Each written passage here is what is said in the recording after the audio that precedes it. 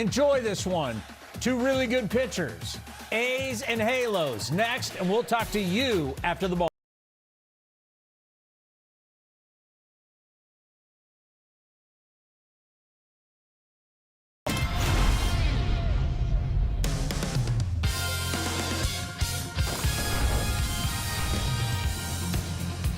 It's the big finale at the Big 8 tonight. The Southern California trip continues for the Athletics, a chance to win a 4-game set. Winners last night, a comeback victory, and they set a game over 500 as we enter this Thursday night of play.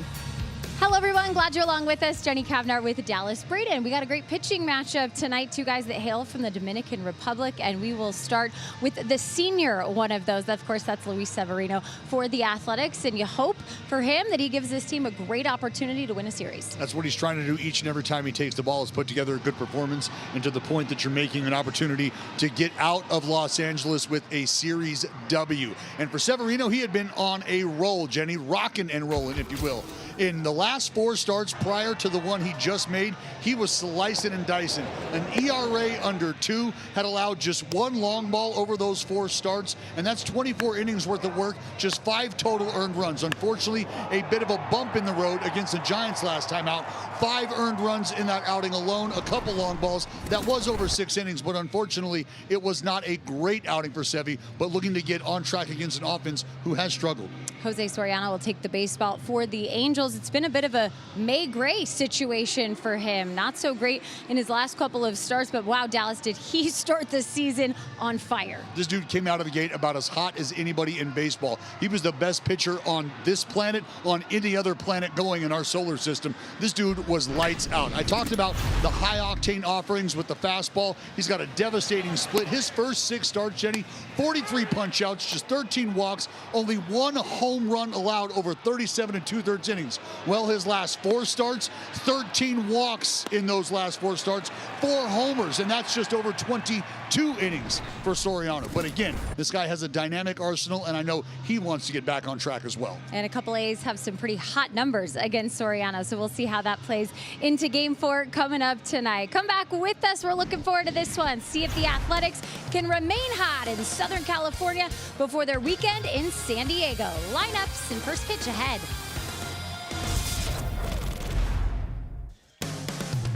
A's Baseball is brought to you by Toyota. Class-leading MPG and more hybrid models than any other brand. Toyota, let's go places.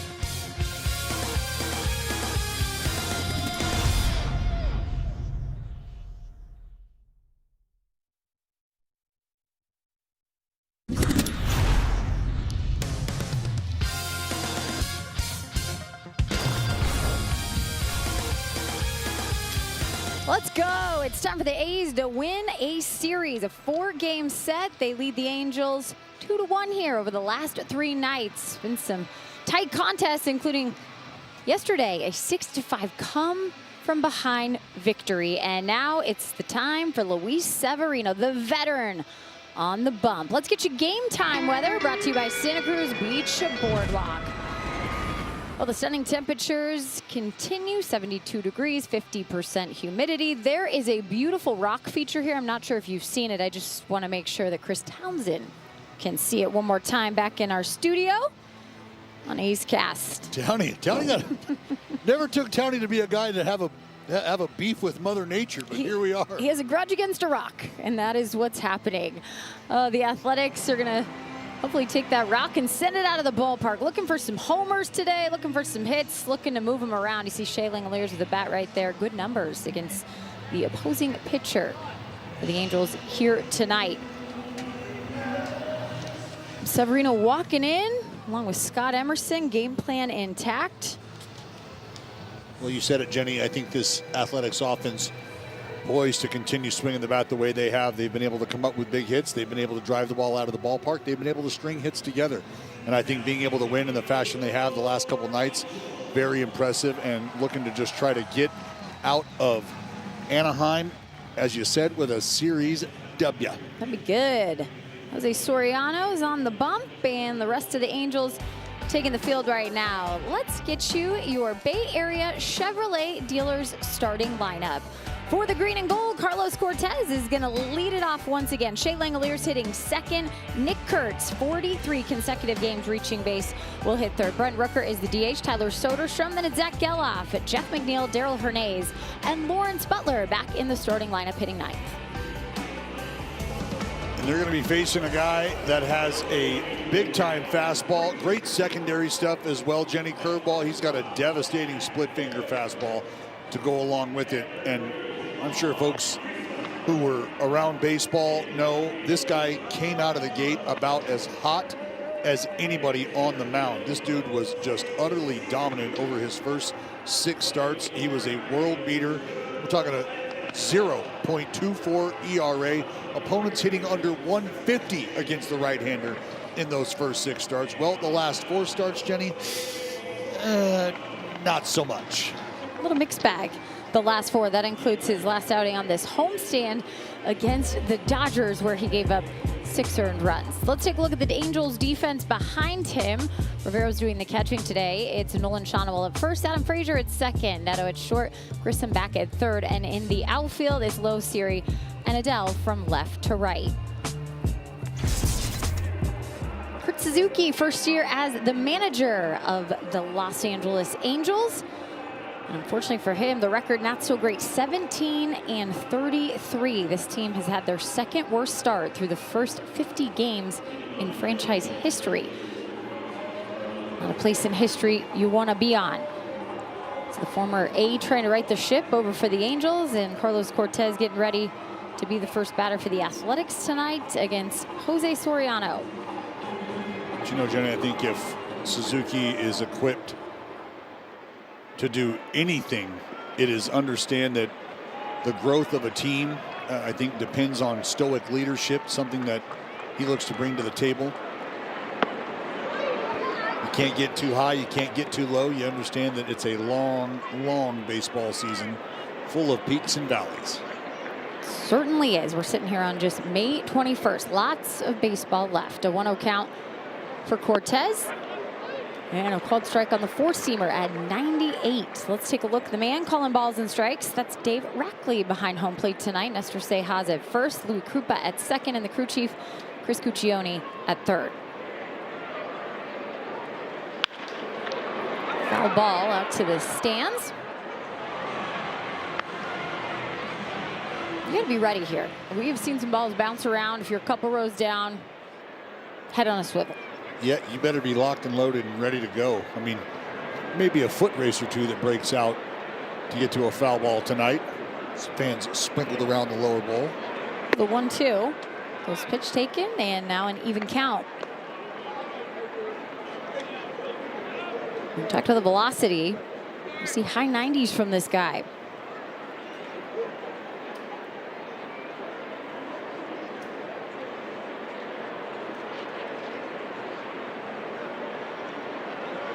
And a swing and a miss.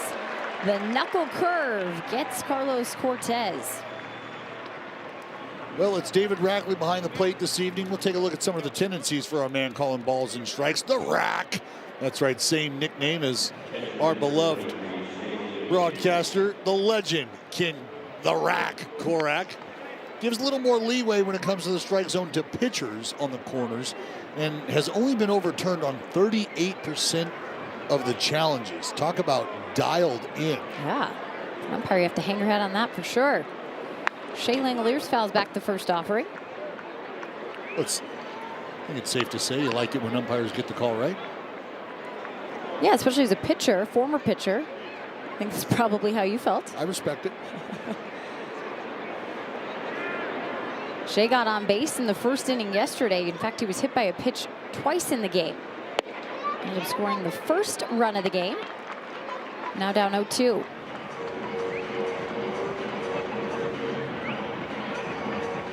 Yeah, he came out swinging yesterday. And really, they took advantage of their opportunity of free passes.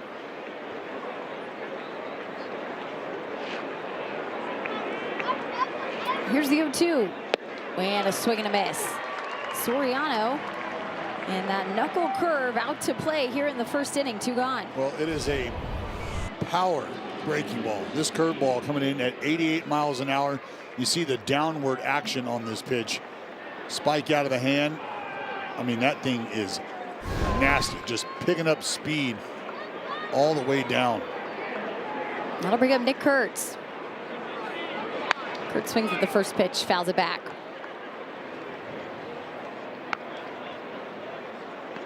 Average pitch velocity from Soriano, 93.1 miles an hour, 5th in baseball among starting pitchers.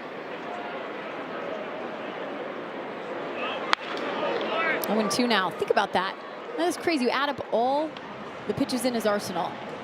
It's close to mid-90s. Yeah, I mean that's everything. That's not the heater. That's everything. It is power, and more power. Power breaking ball, a couple of power fastballs, that split that just drops off the table. And the 0-2, a swing and a miss. Went to the splitter to get Kurtz. 3 up, 3 strikeouts for Soriano. Luis Severino looking to match on the other side.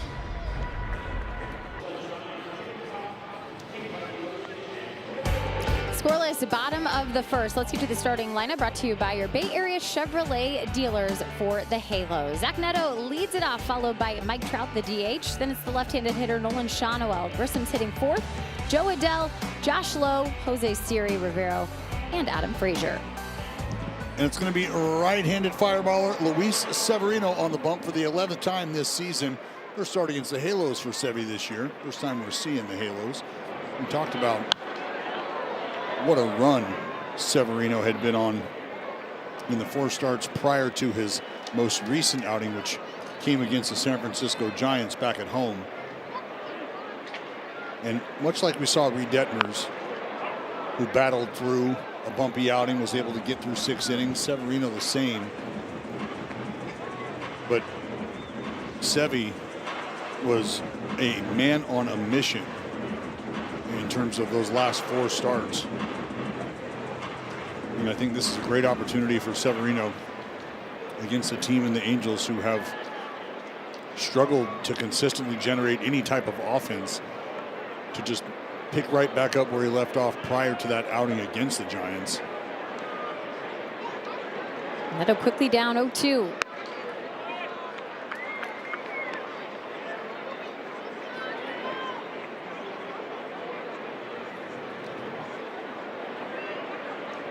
Yesterday, the Angels leadoff hitter went 0 for 5 and a swing and a miss. He'll start out the day 0 for 1. First strikeout for Severino off the sweeper. Let's take a look at the defense behind Sevy here tonight. Shea Langoliers is doing the catching. Kurtz and McNeil on the right side. Hernandez Geloff on the left side. And in the outfield, Lawrence Butler back in center. He has Tyler Soderstrom on his left and Carlos Cortez in right field. Say on his right in left field. There's Mark Kotze, the manager, of course, for the green and gold. Looking for a 4-game series win here against the Angels. It'll be a big deal. Angels and A's have battled back and forth, and it's been the Halos that have dominated over the last couple seasons in the season series. Well, it's just not easy to win a 4-game series. It feels like the split happens more often than not. And I mean, that's just me not doing any homework on that, but feeling that way. That's the feel. Yeah, it's always the feel, right? Well, it just feels like, you know, you can come out of the gate hot, maybe even win the first 2 ball games, and then there's a close game in there, and then maybe there's a game that gets away from you.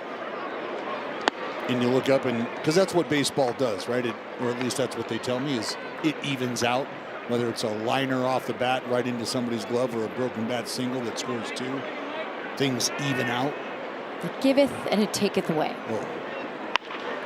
And Trout with a hard grounder up the middle into center field will have the first hit here tonight. Well, we've seen a few different guys this series have no problem going down to the bottom of the strike zone and even expanding down. Mike Trout, who does like the ball down, gets one about thigh high here. Able to barrel it up and send it right back up through the box. Having a chit chat with the big fella over there at first. Yeah, you saw a big smile from Trout. I know he was chopping it up with Kurtz, but it might have been the fact that he got a hit because he hadn't had many of those in the last week. He was just 2 for 24 going into that at bat. Well, I think Trouty right now might be talking to him about his Pokemon collection. Nick Kurtz, Mike Trout, both card collectors. 0-1 to Shonowell. I dinner with Trouty in spring training during an event where a lot of players who are also card collectors.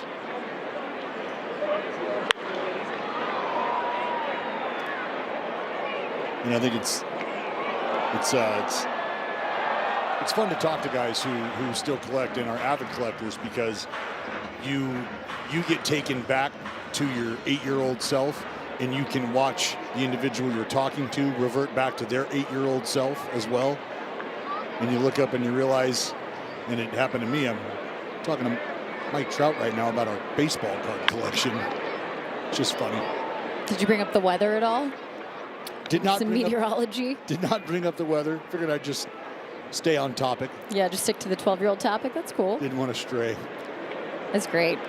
I love it. I love the professional baseball players are still card collectors.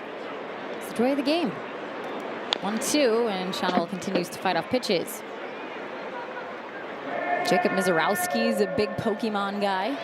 Yeah, well, and I mean, a glove company that I talk a lot about, not only because I thoroughly enjoy their products, they do great work, but 44 Pro has now started to, and I may or may not have something in the works, put together gloves that have sports cards.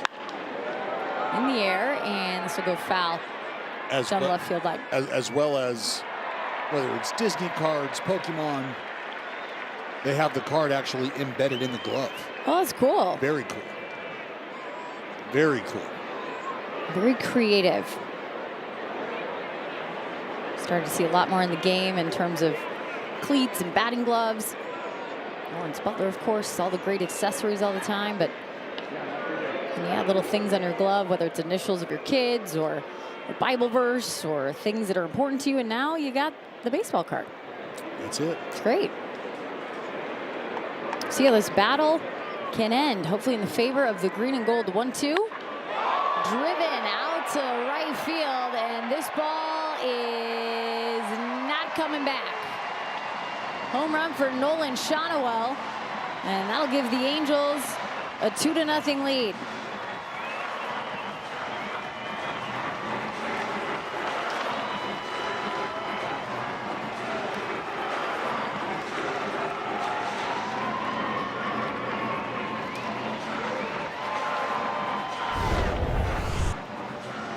You see where Langoliers is set up. They want this breaking ball backdoor instead. It just stays middle, and Shonowell able to open up and turn on it. And that ball was well struck by the first baseman. Well struck. Von Grissom takes a pitch, 1-0.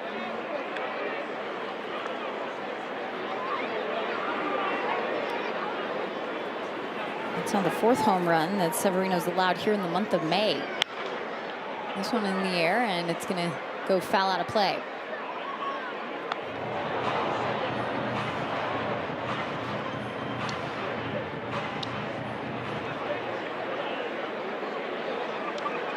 Grissom has started the last couple of days. Yesterday, reached base on a hit by pitch. He's also had a hit high in the air towards shallow center, and Lawrence Butler will come in to make the catch. 2 gone.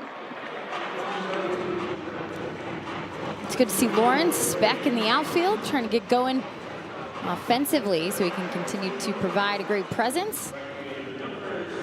Look at these numbers for Luis Severino when it comes to the first 2 innings. It's where you want to try and navigate and get through. It's been tough for Severino at times. Well, it's just been a combination of maybe some early damage and some early command issues. It's kind of why I brought up the point the other night about being able to settle into your outing, even if the first inning or 2 are a little bumpy. It might not be until that 5th inning where you start to actually feel like you're back in control, or you at least have a much better feel for the strike zone and your release point than you did in the early go. Head 0-2 to Joe Adell. Here's the pitch, a swing and a miss. The sweeper will end the first inning here. Bookend by strikeouts, but a 2-run homer has the Angels up. Welcome back. Time now for StatCast, powered by Google Cloud. Going through a tunnel. At least that's what these A's hitters are going to be dealing with tonight. You see the four-seam fastball and that big power knuckle curveball from Soriano. We know how that first inning went. Punched out the side. A couple of those on that big power curveball. Got Nick Kurtz on a split at 94. There's the fastball, the sinking variety at 97. We've seen the four-seamer at 99.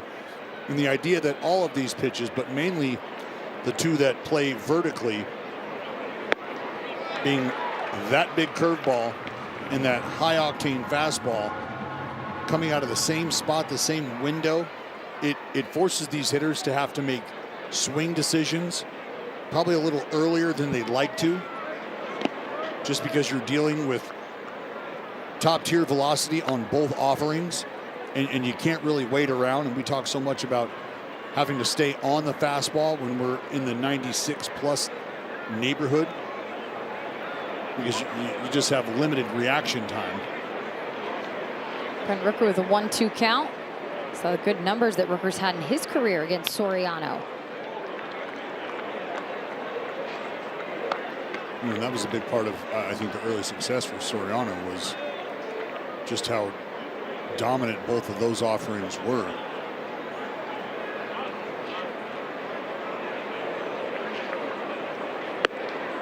Two and two now.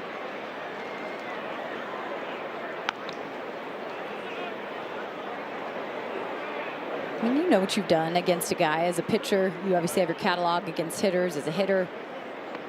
You see who's pitching. You go, Soriano. Oh, yeah, that's right.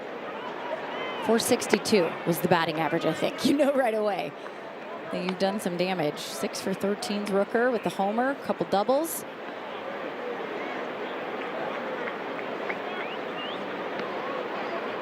Worked into a full count here. You know, it's funny you bring that up. I was talking to Everyday Eddie Gradato, fellow 209er out of Stockton, California. Left-hander who could probably go get you a few outs right now if you asked him nicely. But I asked him about some of the hitters he faced. And a swing and a miss. 99 gets Rooker 4 straight batters face, 4 strikeouts. Well, this is just rearing back and challenging Brent Rooker with a fastball. 99, outer third, come and get it. If you're going to beat me, it's going to have to be the other way, and it's going to be on my best pitch. And unfortunately, this battle goes to Soriano. But I asked Eddie Gradato, as Tyler Soderstrom offers it the first sinker he sees for strike one, who was a guy, and he knew where I was going, started smiling, and he said, Giambi, Big G. Meaning, who was a guy who you had battles with, who you knew you were going to be locking horns with when he came up to the plate, and he even acknowledged as much that it was probably earlier in G's career, just because he maybe sprayed the ball around a little more. Swung on in the air. This won't be a strikeout. It'll be the second baseman and Frazier going to shallow right to make the catch. 2 gone. And then you start to evolve not only yourself, but you understand that your opponent is evolving.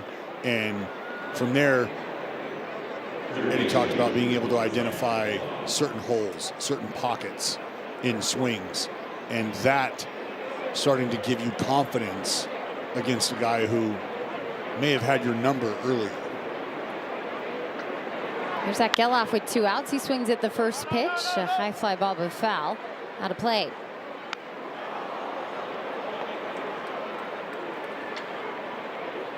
Who was your guy that you went to battle with? You'd probably just say Major League Baseball. Just were they on a big league roster? Anybody that rolled up to the plate with a bat. Anytime between 2007, 2011, log service time. Well, I mean, here in Anaheim, there were many a good battles, and a lot of those with a guy by the name of Sean Figgins, Eric Ibar, I mean, guys that just put the ball in play at will.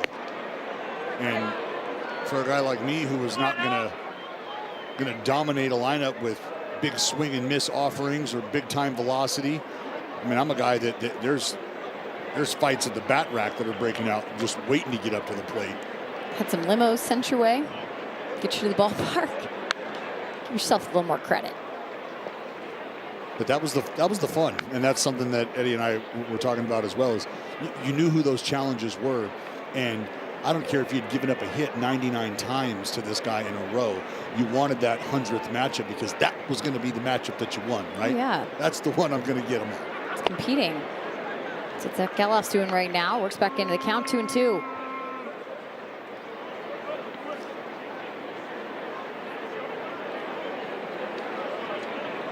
Gelof's 4 for 13 in this series. Has a homer here in Anaheim, and that's a swing and a miss. Knuckle curve also gets Gelof 5 strikeouts through 6 batters faced for Soriano.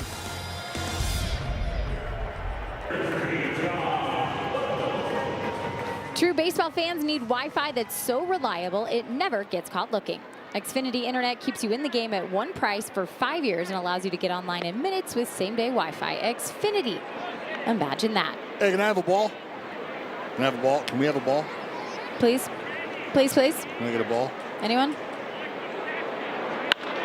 Ground ball to first. Kurtz gets there, and he's going to have to throw off balance. Oh. What a great play. Severino there and gets to the bag in time.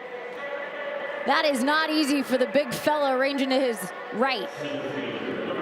Well, what makes this play so difficult is just how far he's got to go. This is a hard hit ground ball. Kurtz has to range to the right. He's not going to have an opportunity to spin the other way and make a throw, especially with where his momentum is taking him. So he opens up and has to fire basically backwards. Young A's fan, very impressed, as we all are. Can't talk enough about the defensive improvement we've seen for Nick Kurtz this year, but it's not just about, being able to handle the bag or the ground balls he gets. It's plays like that. It's the instinctual plays of completing them and getting outs. And that's the difference between a base runner right now and one out at the bottom of this order. Jose Siri, who hasn't had many at-bats this season. 2 for 5 in a very small sample. Well, Kurtz does a fabulous job on his end. Not only get to this baseball, scoop it up, but make the throw that he does. And you got to credit Severino. Swing and a miss. Goes to the sweeper. Gets Siri.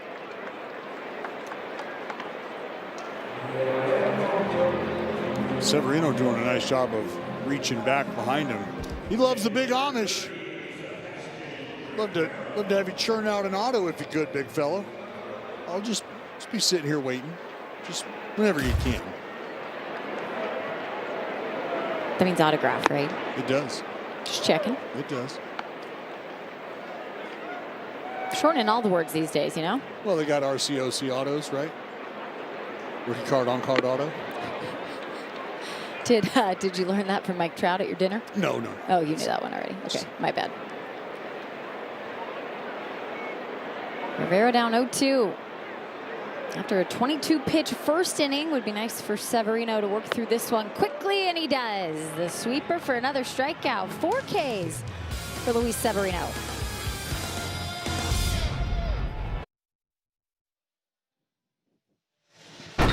Well, time now for Built for the Big Moment by your Bay Area Chevrolet dealers. J-Mac stepped up in a big spot and showed you that he was built for the moment. Just a little talking to it. Get out of here. Get out of here. Good ball. Big homer last night in the 9th inning. A ground ball to Shonowell. He'll jog it to the bag, 1 out. But he has been such a treat to watch on both sides of the baseball.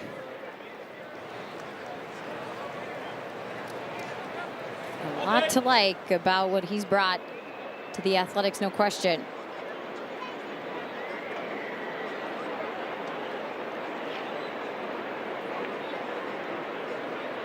Here's Darrell Hernandez. Swings at the first pitch, a high fly ball out to center. Jose Siri, 2 gone. Well, Jenny, I was looking down at the first base coach's box, and I was wondering, have they re-chalked it? Does it look smaller, or is the individual in the box just taking up a little more space? I don't know. That's Mike Eldretti, Aldo, our man Aldo, making a guest appearance over there at first base. That's because normal first base coach Ryan Christensen is, well, a proud papa, as he should be, because he's got not 1 but 2 graduates. That's awesome. Cassidy said see you later to the school books, graduated with a master's. That was last weekend. And how about Cam graduating from high school today? So congratulations to Rhino and the whole fam. That's right, the Christensen kids doing big things. Very cool. Very cool. Probably a nice moment too for Aldo, getting to be out on the field here. California Angels. Bounces in. Just wondering if anybody had to show him where the first base coach box was. Come on. Well, and look, he's already flirting with breaking the rule, if I'm being honest. He is tiptoeing on that line. Get back in your box, Aldo. 2-1 to Butler, and this will be a ground ball chop high to second. Frazier to Shonowell, another 3 up, 3 down. Jose Soriano's face 9 through 3.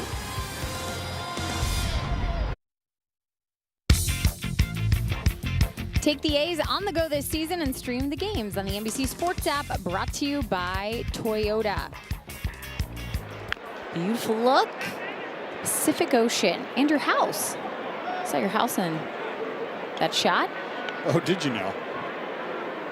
What is it? 10 bedrooms, 12 bathrooms right on the beach there? Yeah, it's where we like to summer. Not too far away from your actual house. That's interesting. 0-1 count here for Adam Frazier. Begins the bottom of the 3rd, at the bottom of the order, and then back to the top. And he went through 0-2. Severino gave up a home run to Nolan Shonowell. That was the 3rd batter of the game he faced. He had Mike Trout on, so it's 2-0. Since then, able to retire the next 5.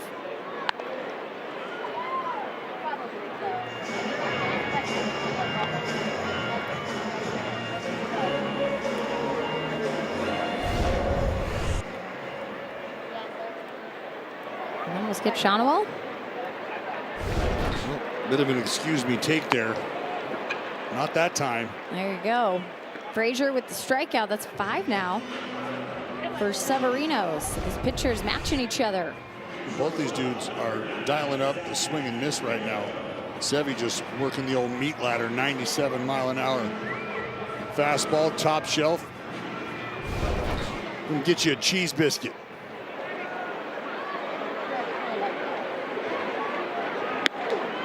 Neto takes a pitch outside. Zach struck out to lead off the game. You see that 72 now. Most strikeouts in the American League. I don't want to project out too far, but 50 games in, another 2/3 of the season to go. The number starts to climb. Could get pretty big. Quickly. You know, it's always something that is fun to think about when we start talking about that many strikeouts. I mean, Jenny, we're talking about, and who do I always bring up when this happens, right? Tony Gwynn. Tony Gwynn. First 3-4 seasons of his career, he didn't strike out that much. Neto down again. Changeup got him. 6 now for Severino. That is 4 strikeouts in a row. Hey, Sevy, paint me like one of your French girls. Dot it. Can I help you, Mr. Neto? Yeah. No, thanks. Just looking. All right, 73 Ks for Neto now on the season. Here's Mike Trout. He has one of the 2 hits for the Angels. And he'll take a strike. Trout and Sevy have a little history. A little bit. Looking for some revisionist history here for Sevy. Mike Trout hitting a cool 5 hundo against Sevy with some damage.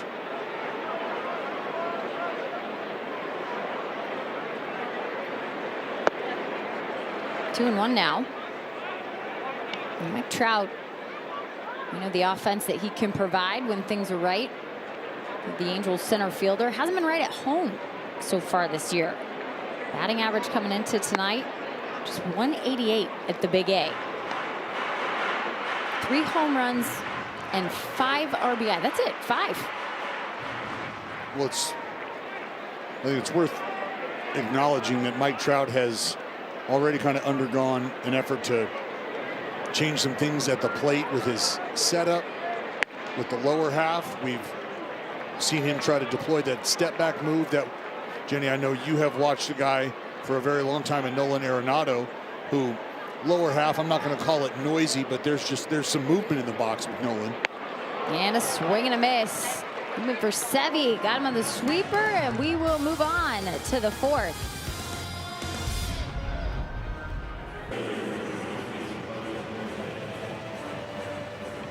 MLB is partnering with Crisis Text Line to increase mental health awareness. Free 24-hour, 7-day-a-week confidential support in English and Spanish. Just text MLB to 741-741.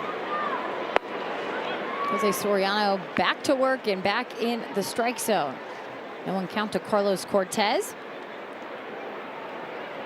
That batter Soriano's facing, and we have not been disappointed so far with this pitching matchup, Dallas. No, it has been fantastic. I mean, it's outside of the long ball from Shonowell, it has been pitch for pitch between Severino and Soriano. Both these guys with a bunch of punch outs already. I mean, we saw it the other night with Detmers, but Soriano punched out the first 5 or 6 hitters he faced. Sevy with 7 right now. And one shy of a season high for Severino. And think about that. We're through 3 innings, 7 punch outs. Yeah. Knocking on the door of a season high.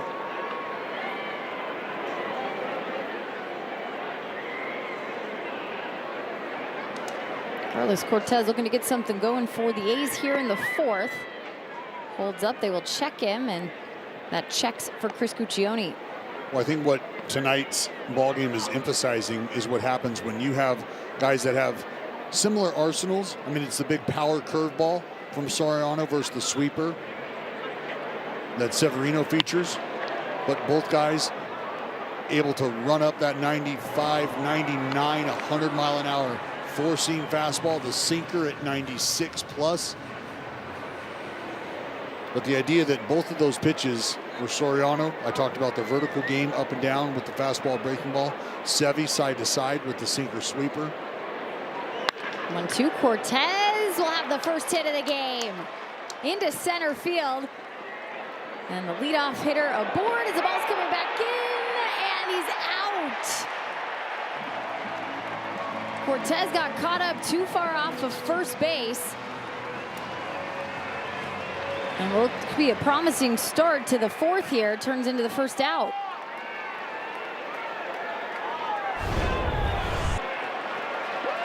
Well, Cortez with a hot shot up the middle.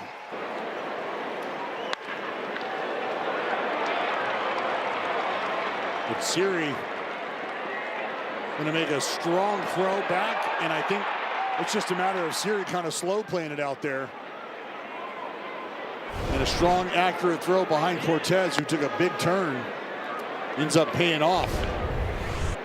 You know, this is similar to what we see with Jeff McNeil, who's constantly looking for different ways to collect outs. Siri and company doing the same here. And Carlos Cortez may have broken up a little bit of the momentum from Soriano, but with getting backdoored there at first base, they're able to keep this train moving right along. 1-2 count now for Shea Langoliers. It's part of the intrigue for the Angels, and having Jose Siri as part of their big league roster right now is the defensive capabilities of him.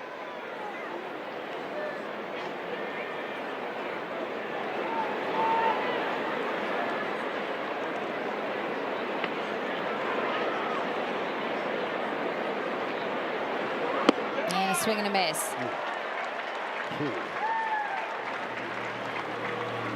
I mean, what do you even do with that? Well, you do that right there, which is what Shea Langoliers did, and I mean, he missed it by quite a wide margin.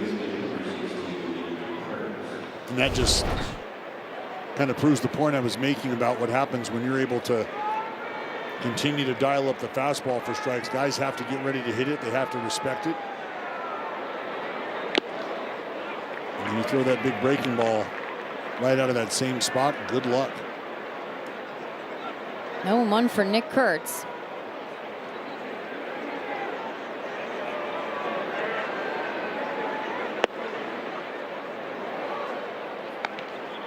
Six strikeouts for Soriano now. Top of the order here, seen a heavy dose of that knuckle curve.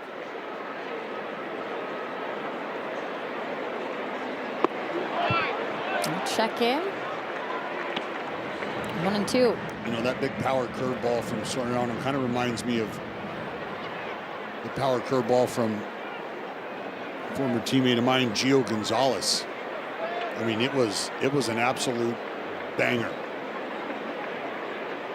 Mid-80s, tough pitch to get to.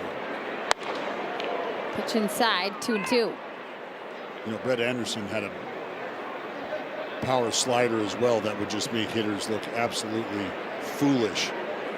But I mean, there's a difference between that slider and that big power curveball that we're seeing. Full count now for Kurtz. And to extend his on-base streak here today. Longest active sitting of 43 games. Brent Rooker on deck.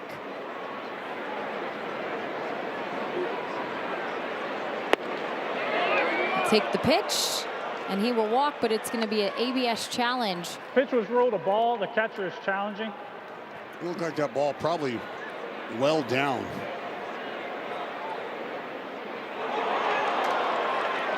Calls confirmed. Ball 4. Los Angeles has 1 challenge remaining. Well, Nick Kurtz continuing to close the gap on the man of steel. Just 2 games now behind Ricky Henderson, who sits 3rd on the all-time A's list. So impressive what Nick's been able to do. That's the last time he hasn't reached base in a game. We have to flip the calendar back a few months. March 31st. Just been incredible.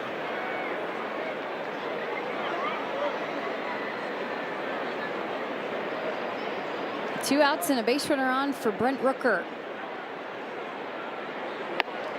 You know, and to his credit, it's a guy who hasn't necessarily been penciled in the same exact spot in the lineup. Now, in the same upper third consistently, but we've seen him hit leadoff numerous times. We've seen him in that 2 spot tonight, sitting in the 3 hole. Ground ball, and it's going to get through. Nick Kurtz will go to second. Second hit of the game. 2 on with 2 outs. Well, you'll love to see that from Brent Rooker. Rook able to catch a heater.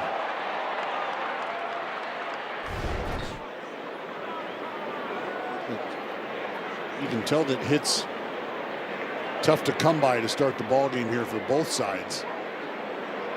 So if you can keep that line moving with 2 outs like the A's have here, a good chance to try to capitalize.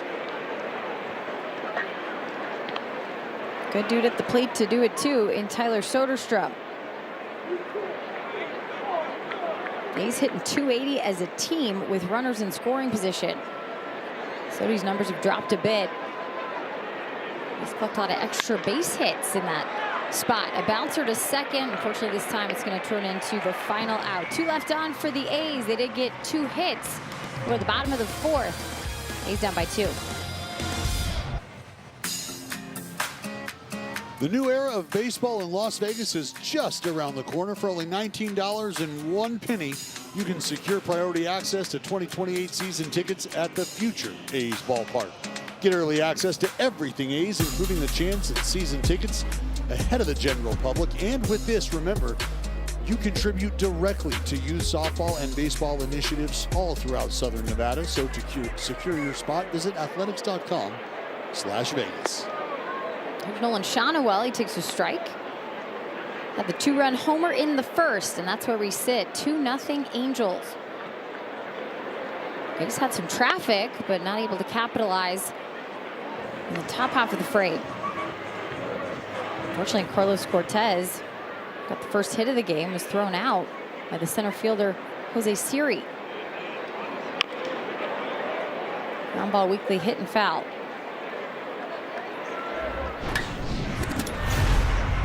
And Shonowell gets a breaking ball, thigh high, that just starts to spin right into the wheelhouse, and he spun on it himself, and my goodness, that ball got out of here quickly and put the halos up quickly. But that was all the offense we have seen from the Angels since then. To center field, Lawrence all over it, 1 out. And that's something too in this 4-game set, Dallas. We just kind of kept shaking our heads about the lack of offense for the Angels at home, specifically when it came to the home run, but they've been able to hit a homer in all 4 games.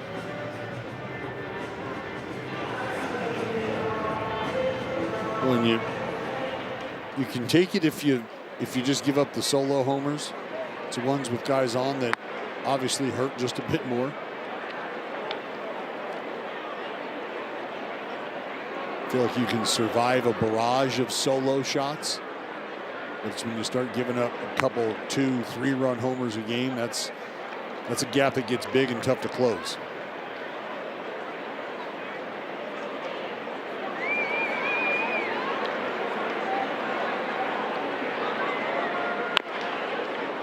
One and 2 now for Grissom. Flew out to center field. Good to see Lawrence back in the mix. News today on Denzel Clark. Not great news for him. Unfortunately, he's going to have to continue on the IL. Ground ball, but foul.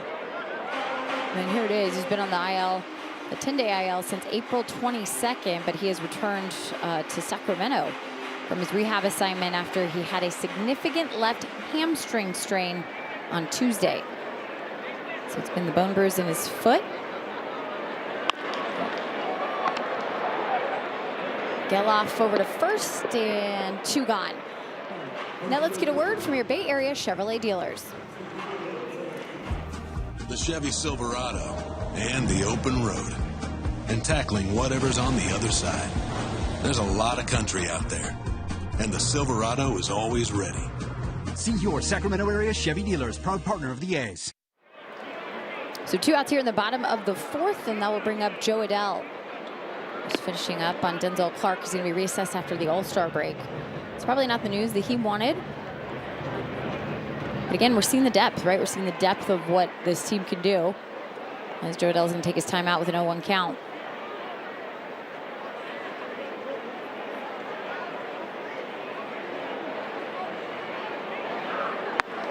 Well, that's one of the unfortunate things about finding yourself on the injured list is you become so centrally focused on what has kept you off the field of play, and because you haven't been quite moving around with the same vigor as you would when you're completely healthy, at times you just start to make movements, and because your body is still trying to react to the work that you put in recovering from one injury, that could very well leave you susceptible to others. Swing and a miss, late one from Adell, and that is now 8 strikeouts, matching the season high for Severino.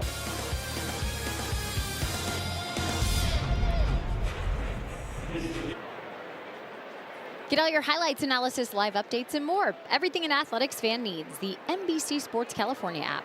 Download now. Love the artsy shot at sunset here.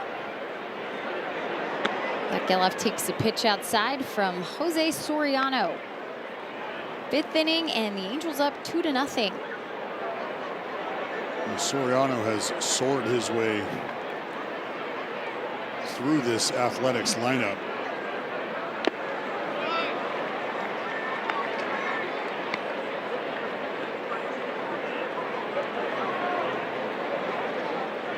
First 9 batters he faced, all retired. 5 strikeouts first time through the order. He's added another, so 6 total on the evening. 1-2 here for Geloff. I mean, he has just been utterly dominant with that curveball.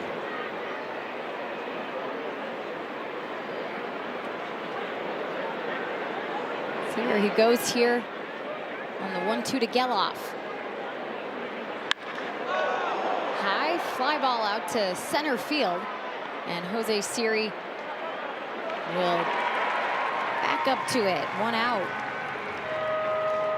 Well, as you know, June is right around the corner and it's heating up. Get ready for a massive month of baseball in West Sacramento as the A's host legendary rivals like the Buccos, these Angels here tonight, as well as the Dodgers. Whether you're coming for the AL West showdowns or exclusive summer giveaways, June is packed with spectacular entertainment and family fun.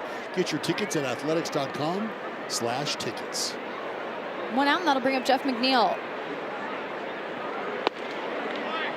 McNeil grounded out back in the 3rd inning. Now, how about those Buccos? A National League squad that you like to follow.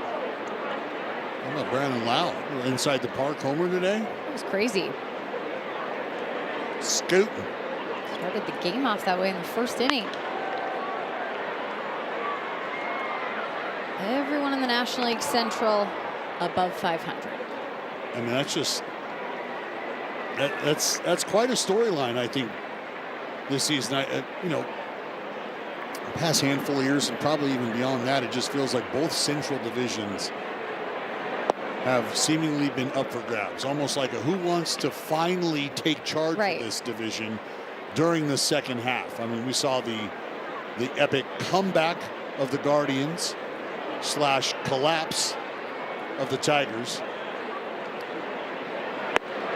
I mean, it feels like the Milwaukee Brewers and the Chicago Cubs could very well be poised to duke it out. Don't count out the St. Louis Cardinals. Don't count them out. I mean, obviously, they were just in West Sacramento. You saw how talented that young team can be. The Brewers did just sweep the Cubs. Of course, the A's will have the Cubs coming up to begin the month of June out on the road at Wrigley. 3-2 is the count now against Jeff McNeil. McNeil was the hero yesterday. Homer in the 9th inning tied the game. Sent it to extras, and the A's ending up victorious 6-5. It was a 13th comeback win for the Athletics as well on the season. In the air out towards center field, charging into left field is Siri, and he'll make the catch. Couple outs to the Angels center fielder. And now Daryl Hernandez up for the 2nd time.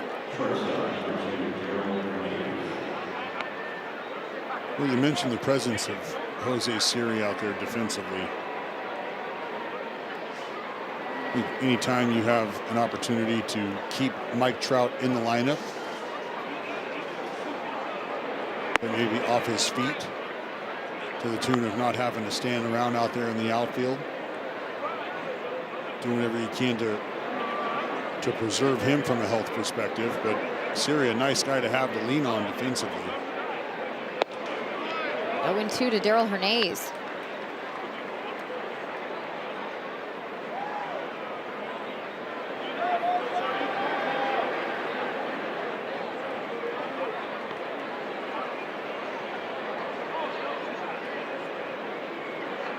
Daryl hit 9th yesterday, reached base twice on a walk and a hit by pitch.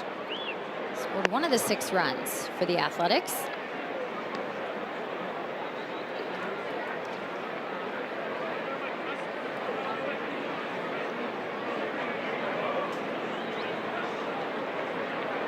He's also produced with a couple hits and a couple RBI this series against the Angels. Lays off. 2-2.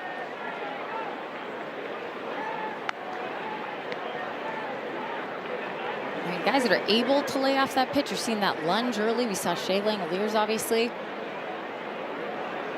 Swing at it, nowhere near it.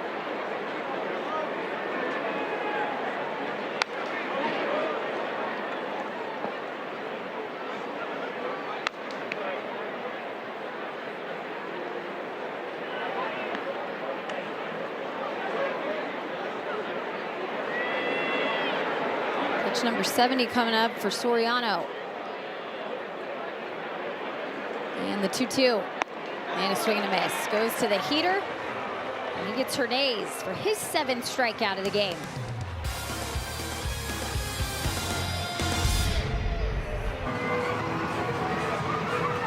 Two hits, no runs for the Athletics. 2 hits, 2 runs for the Angels. Bottom of 5, and Luis Severino has settled in nicely to this one after a 2-run home run to Nolan Shonowell in the first. He's been filling up the strike zone. Gets ahead of Josh Lowe to begin the 5th.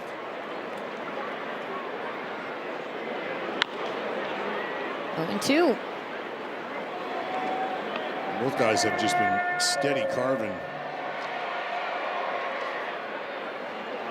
Angels took a little bit of a chip out of the sculpture of Severino. But on the flip side, Soriano chiseling out a Michelangelo-esque David type night.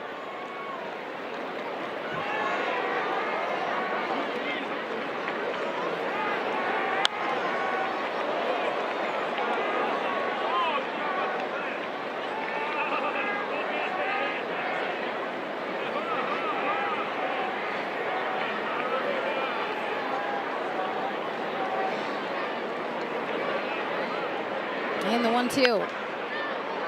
Fouled again. Severino had 22 pitches in that first inning and then able to come back with single digits in the second. Just 9. 14 in the third. 13 in the fourth.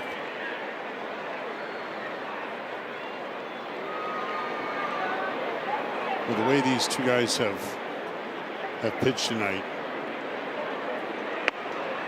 you know, this is an example of when we talk about understanding that you are going up against an offense if you're a starting pitcher and not necessarily the opposing pitcher, but still understanding is Josh Lowe's gonna, Oh no. Yep, We got the Nats back. try to wave the gnats away. You still ultimately have to contend with what the other individual on the mound is doing. So you are, in a sense, competing against that other fella.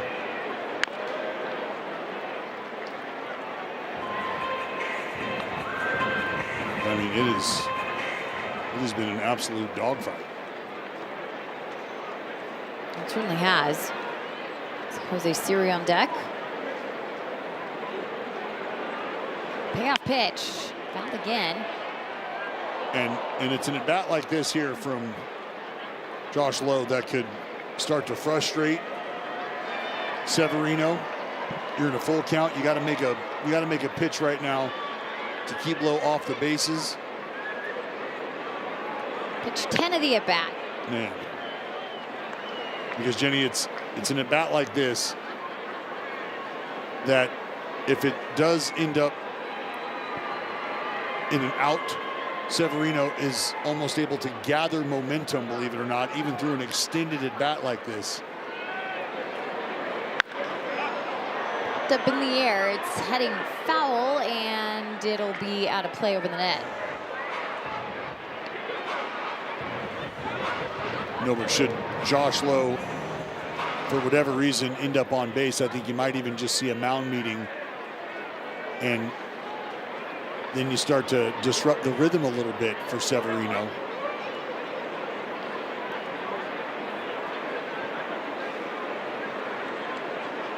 And the pitch, another foul ball.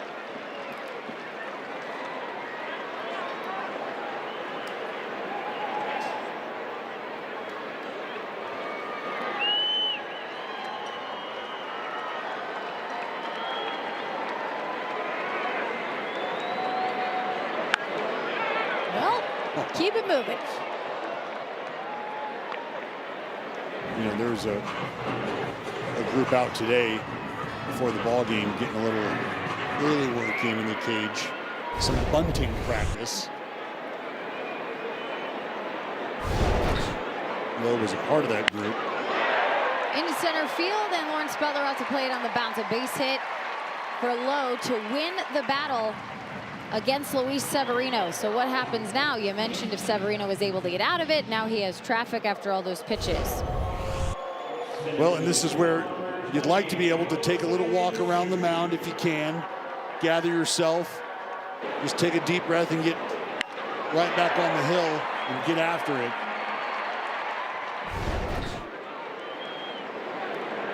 And now you.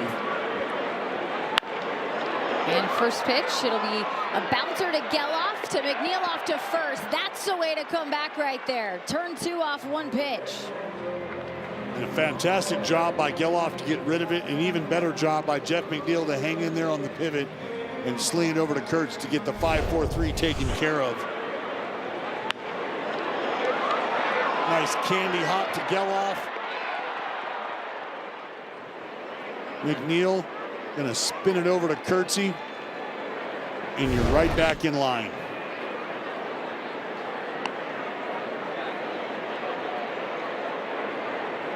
Just a great job on the turn by the second baseman.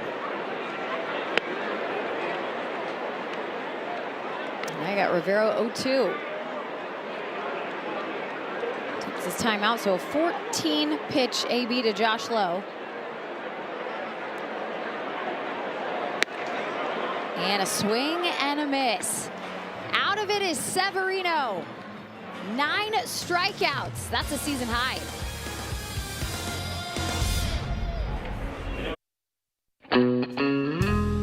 Make a splash with another Sacramento Saturday. That's May 30th as the Yankees come on into town. You can be one of the first through the gates to snag a premium A's beach towel. Available only while supplies last. Visit athletics.com/promotions to secure yours today. That's Jose Soriano back to work. A ground ball to second from Butler. Turns in to the first out.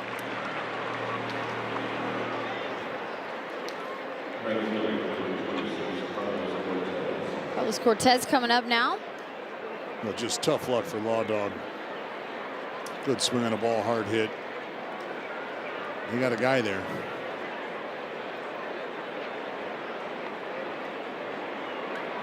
Soriano will start the 3rd time through the Athletics order. First 2 times, he was pretty darn good. Allowed 2 hits. One of them came off the bat of Carlos Cortez. Big contact though, Dallas. I mean, the mix of a fastball and the breaking ball, the power breaking ball, as you mentioned that he has. A lot of swing and miss tonight. Well, it's been a delight to watch just from purely a pitching perspective. Not a big fan of how the offense has been subdued, but look, there's just going to be nights where you run into a guy and it's not like Soriano doesn't have this in him. We talked about the start to his season and how dominant that was, and really, I mean, the last handful of starts or so have clearly not been as clean as the first 6.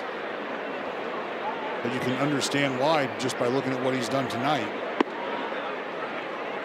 What happens when he's on and when he's dialed in. Well, when he's seen the A's, it hasn't been great. A 9 ERA for Soriano against the green and gold. You go back to just the beginning of last year. Numbers not shining. A 7.81 ERA in the 6 starts since he's faced the Athletics, just back to last year. So a lot of the similar guys that you're seeing. But he's a different pitcher. I mean, that's how it felt at the start of the year. You highlighted again the great April that he had. In those first 5 starts, even, Dallas, he didn't allow more than 3 hits in any of his outings. Tough to generate offense. To second again, and Frazier's getting his work done here tonight. 2 gone.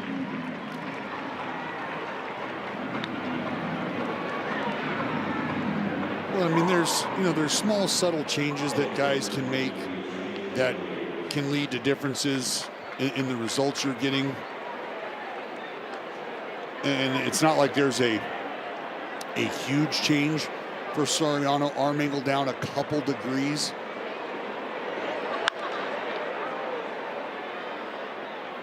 You know, this year sitting at a 32-degree arm angle as opposed to in years past a 36-degree angle.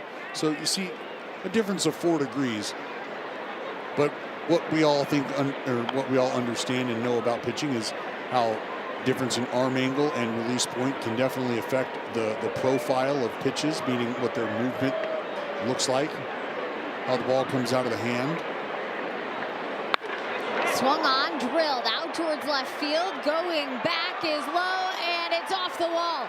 Shea into second. It's the first extra base hit here for the Athletics. A double for Shea, now 20 straight games reaching base safely. Go to work. And there's been a few hard hit balls tonight, but this one,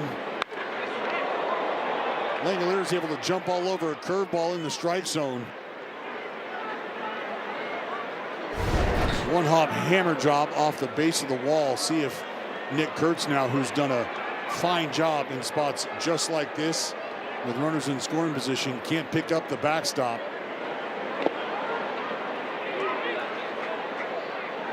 I mean, fine in capital letters for Nick Kurtz with runners in scoring position. My goodness. Dominant. Good effort there by Rivero. Put the glove on it. Yeah, but I mean, Nick Kurtz is 485 with runners in scoring position good? Feels good. Feels excellent. Second in all of baseball right now. Only Yandy Diaz is better. By a point. 86. You look at 11 hits in his last 14 at bats for Kurtz with runners in scoring position. He's eating him in a big way here. Well, and his willingness to just go back up the middle with the baseball in spots like this. Swung on a ground ball. That'll get through. Into the outfield. Shea Langolier's coming home, and the A's are on the board once again off the bat of Nick Kurtz. A 2-1 game now. That's RBI 36 for the big fella. And Jenny, like I was saying, his willingness to go back up the middle in spots just like this is what has allowed Nick Kurtz to have the success that he's had with runners in scoring position. And that speaks to an approach. I was talking about it with some friends of mine earlier today. And when you see guys that walk up to the plate with an approach that might be different from what their overall profile says, which is Nick Kurtz comes with otherworldly power to every field known to man. But in a spot where you need to pick up a run, a spot where you need to take an approach into the at-bat that the game is asking you to take, that's what you want to see show up. You want to see a guy make an adjustment to the moment right there, and that's what Nick Kurtz has done all series long. All series. All season. To heck with the series. Certainly has. Now a great opportunity for Rooker to try and keep it going with 2 outs. And it's not to say that Nick Kurtz can't power this ball to a different part of the ballpark or even out of the ballpark. But what do? You see the ball as long as you possibly can. You hit it hard somewhere, and for Kurtz, right back up through the middle. There's the 1-1 to Rooker. You know, and I think what's really impressive about that for Nick Kurtz is, again, this is a young guy who is still feeling his way through how he's being attacked at the big league level. Because there's guys who you just know, right? When you're going through the scouting report, this dude right here, can't let this guy beat us. Got to make a pitch to this guy with runners in scoring position. Don't want to give him something he can do damage on. His name is highlighted, and you know he's probably going to get on base at some point, so then you got to look at the guys behind him. Well, and it's odd to even think that with Nick Kurtz just standing on first base is a victory in and of itself, but you'd much rather this be a 2-1 game if you're the Halos right now, as opposed to a tie ball game. And the 1-2. In the air. to right field. Joe Adell will make the routine catch, and that will end the threat here in the 6th. But Nick Kurtz got the A's on the board.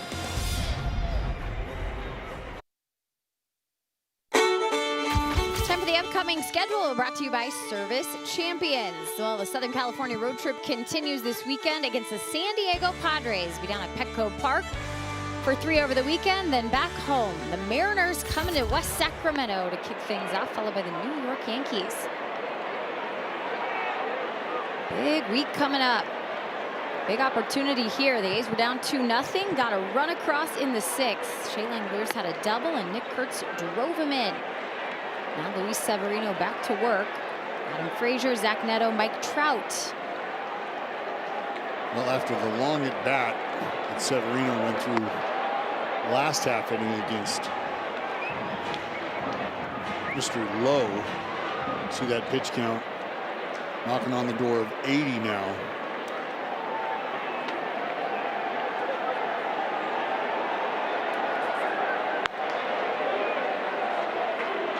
Pretty crazy that a 14 pitch at bat that resulted in a single with no outs ends up being an 18 pitch inning. That's what happens when you dial up a double play right after. So everyone, the defense got it done. Now the work continues. Here's the 2-2. Popped up on the left side. This will go out towards Tyler Soderstrom, charging in, and the infielders that were out gave way. 1 out. Now let's get a word from the Sacramento Airport.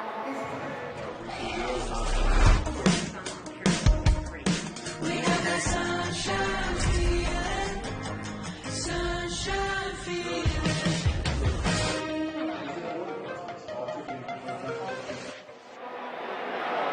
One out in the bottom of the 6th in a 2-1 game. Jenny Kavner, Dallas Braden with you. Glad you're along with us. Zach Neto in the air out to right field. And Carlos Cortez in to make the 2nd out. In an inning like this helps Sevy get right back on track. Not that he wasn't.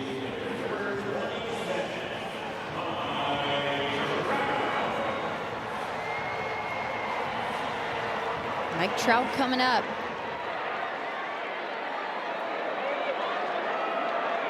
Had a single in the 1st, one of 3 hits for the Angels tonight, and he'll take the pitch. 1-0. A pretty good one.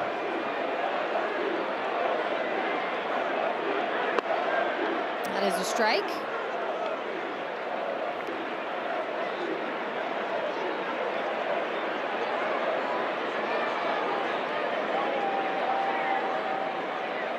Strikeouts for Luis Severino here tonight.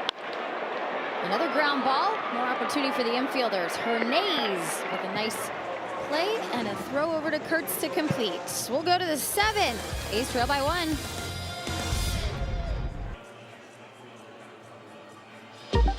The 2026 All-Star Teacher Award presented by Provident Credit Union. Go to NBCSportsCalifornia.com/AST to check out Kristen Kircher of Berry Elementary School in Yuba City, as well as other finalists, and vote for your All-Star Teacher. The grand prize winning teacher school receive $30,000.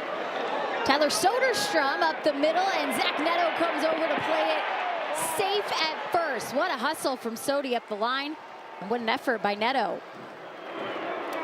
Yeah, this ball just too far up the middle. Neto, though, able to corral it, just wasn't going to be able to get enough on the ball to complete the play. And that's the difference. You got Soderstrom hustling from the right side. The left side batter's box, but the right side at the plate. Now Zach Geloff up. Nobody out and 1 on for the A's. Check over on Sodi.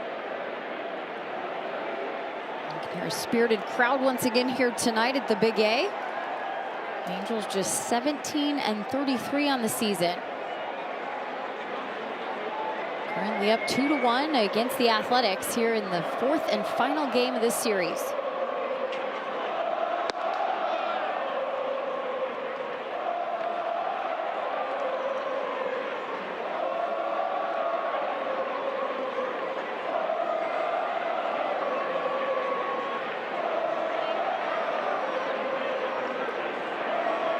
Jose Soriano and Luis Severino have matched through 6 innings. That's the difference of the score. Both have collected their strikeouts. And pretty interesting, Dallas, when you look at pitch count. It was 86 pitches coming into the 7th here for Soriano, 85 for Severino. And of course, we got the boys of summer, tarps off kind of summer. Tarps are off. Boy, that has been a theme in my life here as of recently. Sat down with a friend of mine the other day on the interweb, if you will, doing a little podcast. Next thing I know, I'm staring at a shirtless wonder across the screen. Oh my. Shut out Milky. Swing and a miss for Geloff, 2-2. That's alarming. You're telling me. You're telling me. I'm not gonna tell you that I didn't request it, but nonetheless. Chase Silseth warming up. His jersey is on, just so you know. You can look. I think there might be rules against that. The way you phrased it, I thought yours had been off. Here's a ground ball to third. Backed up is Grissom to second, on to first, and Geloff beats it out. Able to avoid a double play. 1 out, and Geloff replaces Soderstrom.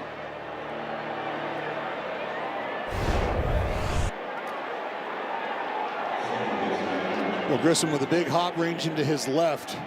Gets rid of it. Frazier just not going to have quite enough time with the speedy Geloff booking it down the line.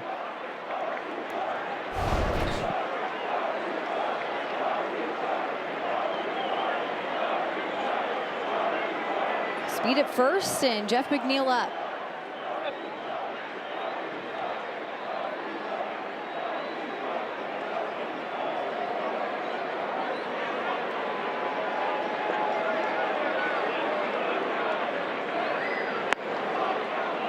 Called strike to McNeil. Along with Soriano's 7 strikeouts, has been able to induce 6 ground ball outs.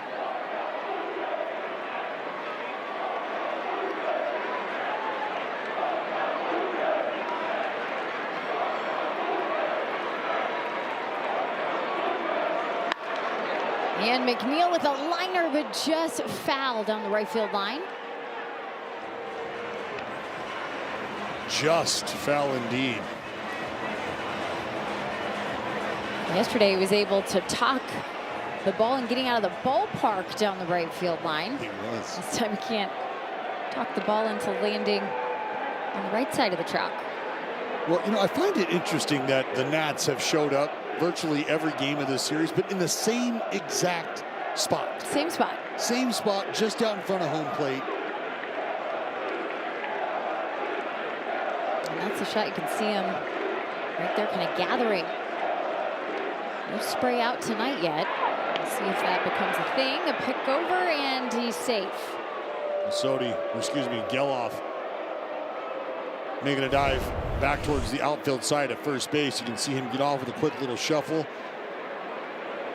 and then just kind of slide that hand up against the back side of the bag. Geloff a threat at first. 4 stolen bases for him this season. Fake the takeoff, and McNeil fouls it back.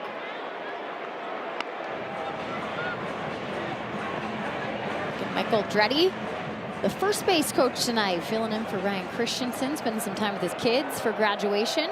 Aldo getting the work in. Aldo getting the stopwatch work in, right?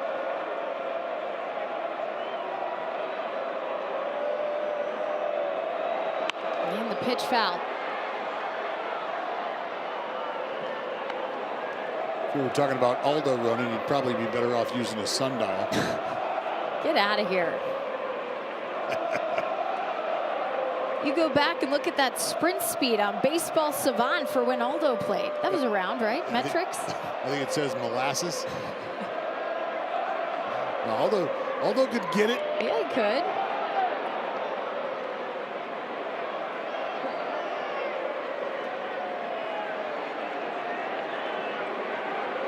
Well, now with Soriano having checked on Geloff a couple times.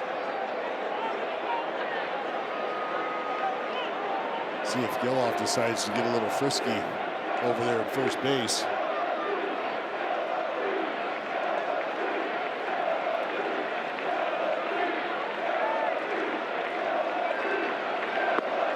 pitch outside. For information, it was 19 stolen bases for Mike Aldrete. He also had 18 caught stealing. So maybe not quite a pick your spot guy.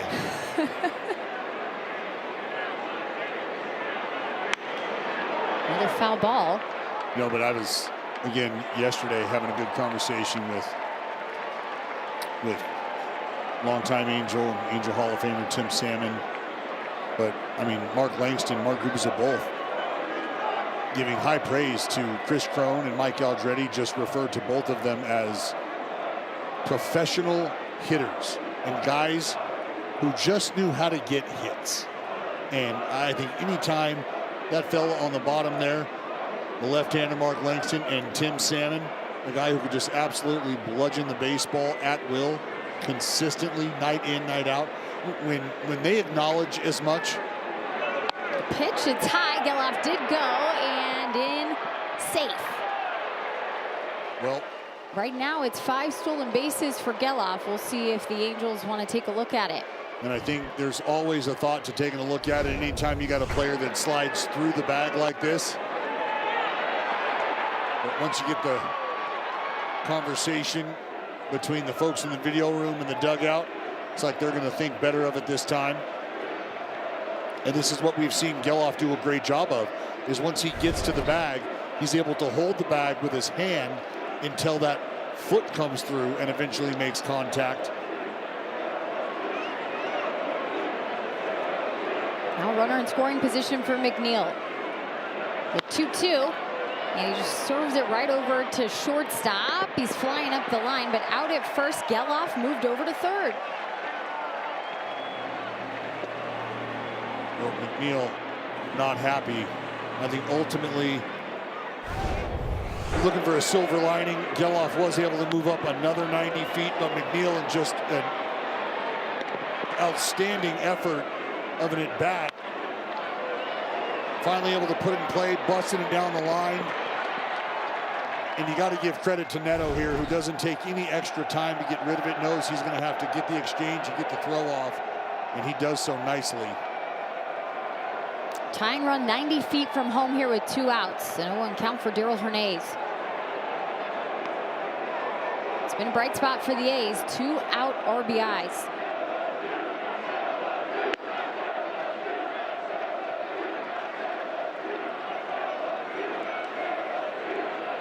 Got their lone run that way in the 6th inning. Kurtz had an RBI single with 2 outs.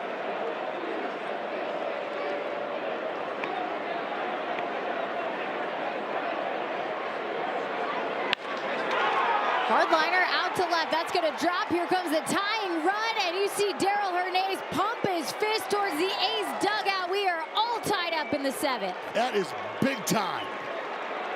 Just a big time at bat from Darryl Hernandez. You said it, partner. Something the Athletics have done a fantastic job of. And that step up and get a big hit with runners in scoring position with 2 outs. And Darryl the Barrel delivers again. Playing a little bingo up there against Soriano, who has been blocking boxes all night. Well, this time, he's on the opposite end of it. Darryl with a fist pump, Soriano with his dobber down. And that at bat from Darryl going to knock him out of the ball game. We are all knotted up here at the top of the 7th. 1 on, 2 outs. We'll be back.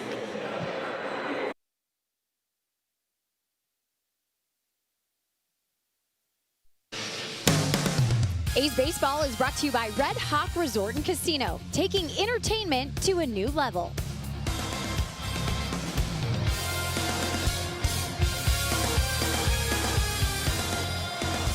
Back here in Anaheim, 2 outs and 1 on in the top of the 7th. A tied game as they check over on Darryl Hernandez. Able to come up with a big 2-out knock. Geloff plated. And a fresh start here against Chase Silseth. Jose Soriano's evening done started out so well.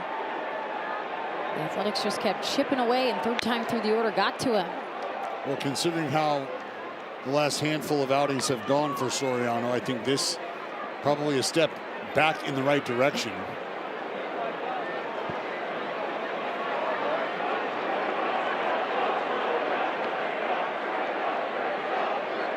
Lawrence Butler's 0 for 2 today. 2 groundouts, both to Adam Frazier at second base.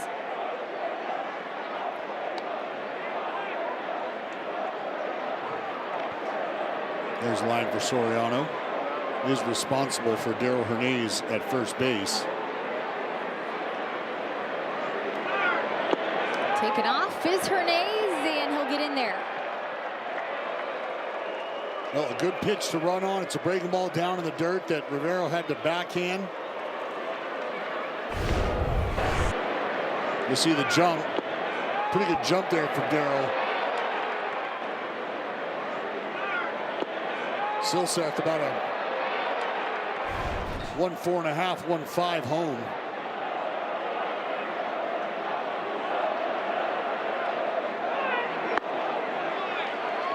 Two and two now for Butler.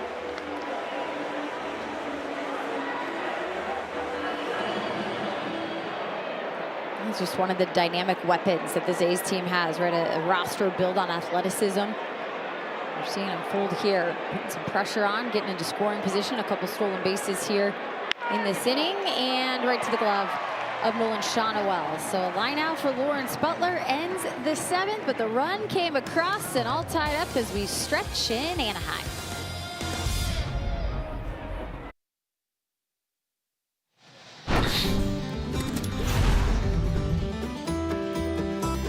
Well, this powerful performance is brought to you by Xfinity 1995 College World Series. Right down the road, Cal State Fullerton, they beat Ole Miss, and Mark Kotze led the charge. He was the most outstanding player.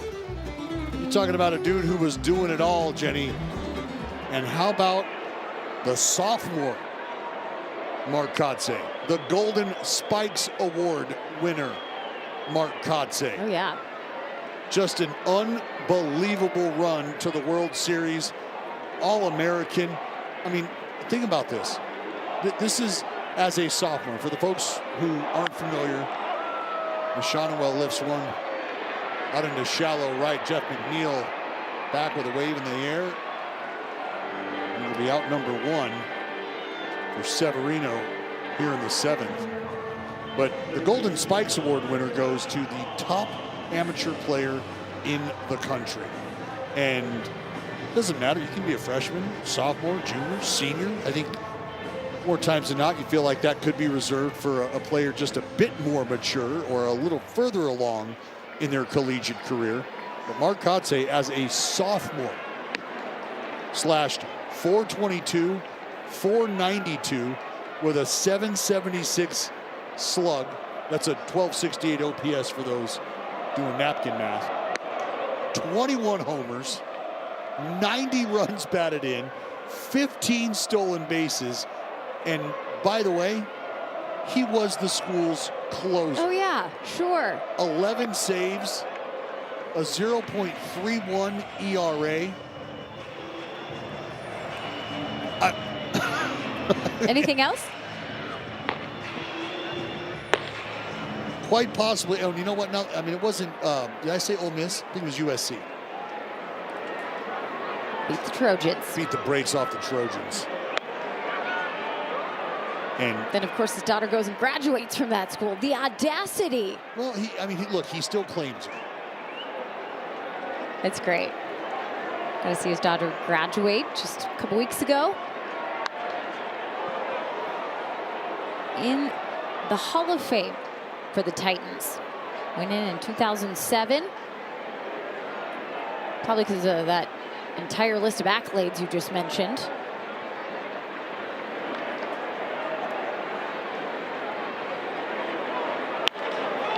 Two out to left. Soderstrom with the catch. 2 gone.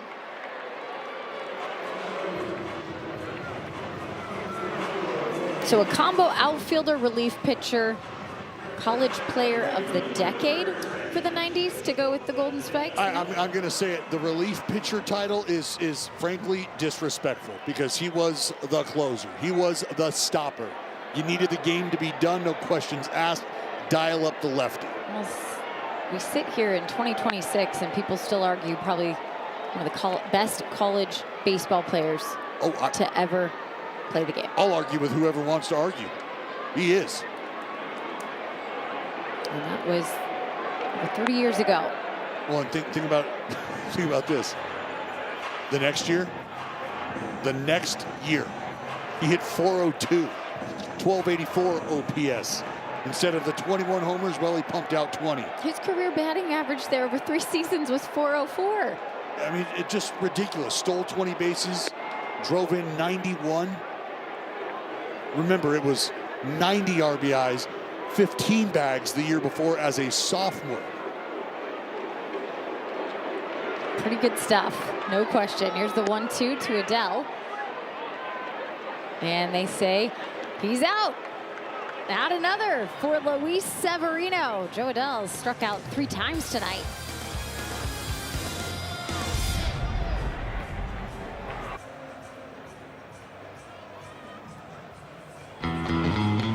We're coming to Las Vegas Ballpark this summer. You're not going to want to miss out. You need to lock in standing room only tickets right now. They start at just $15 for the Vegas series, and they're presented by Friedman Injury Law. Catch us taking on the Brew Crew and the Rockies, plus enjoy exclusive nightly giveaways and can't miss moments all series long. You going to bring an extra pair of gloves, Jenny? It's the Rockies. Brewers and the Rockies coming to Vegas. That should be a fun one. We got a fun one here tonight. Knotted up at 2 in the top of the 8th with the top of the order. Carlos Cortez, Shea Langoliers, and Nick Kurtz against Jose Fermin in relief. And Luis Severino through 7. Dealing. 10 strikeouts for the Athletic starter tonight. There's the numbers for Fermin this year. 11th ball game of the season for the right-hander. Ground ball to second. Adam Frazier once again. 1 gone.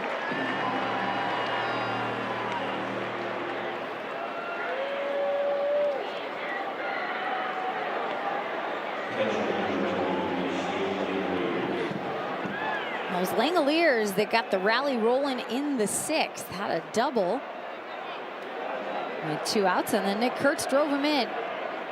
Gave the A's their first run. They added their second off the bat of Daryl Hernay's last inning.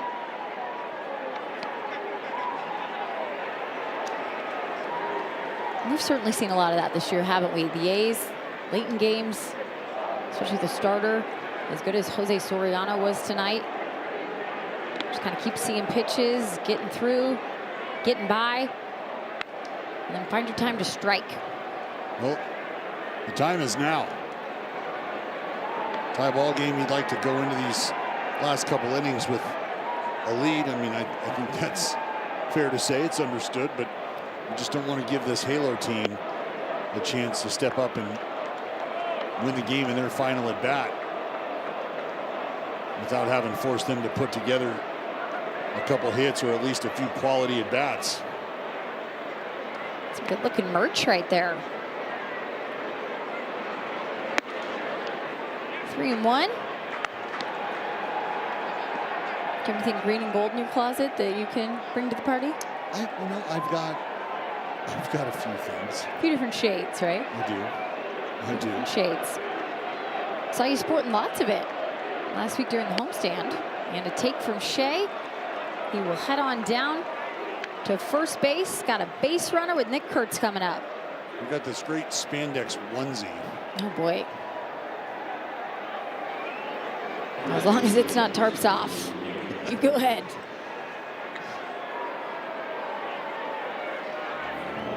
Well, it looks like we're going to have a little chit chat. This meeting on the mound brought to you by the injury attorneys of Ashton and Price.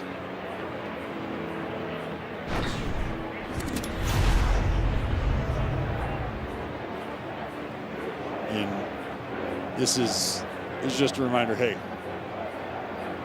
if he gets on base, so be it. What we don't want him to do is take 3 left turns in a jog. Okay, that's what we'd like to stay away from. So let's make him hit our pitch. Let's make sure we're not making mistakes over the middle of the plate. We execute our pitch. We feel good about our chances. That's the kind of the positive reinforcement that conversation consists of. Kurtz will take a strike. A walk, a single, and an RBI for the A's first baseman tonight.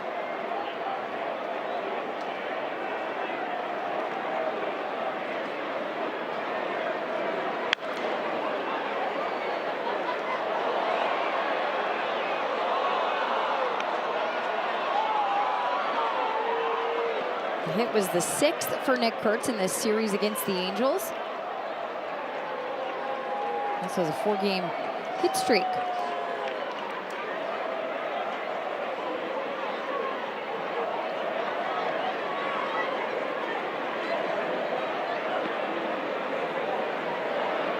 Down 0-2. Here's the pitch from Fermin, and it's a ground ball to Adam Frazier. He's going to turn, fire off to second on the transfer. He drops it. So Langelier's out at second. Kurtz will replace him at first. Well, Frazier did a nice job of getting to the ball quickly, getting rid of it quickly. But I think Nick Kurtz, sensing the potential double play on the horizon, busting it out of the box, which you appreciate, and able to beat out that potential 4-6-3 that would have ended the inning. Instead, it'll be Brent Rooker who gets a crack at it here in the 8th inning with 2 outs. Have I mentioned 2-out RBIs yet tonight? You know, tell me more. I'd like to. I'd really like to tell you more about that. 39% of the runs scored for the Athletics this year have come with 2 outs. That's timely hitting, defined. That's how the Athletics won Game 2. They scored 14 runs, and 12 of them came with 2 outs.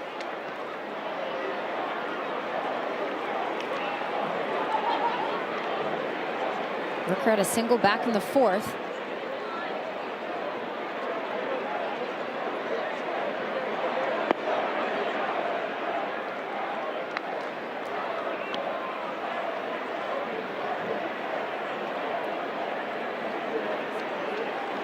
Rooker with some really good numbers against the Angels in his career. .310 career batting average coming into tonight.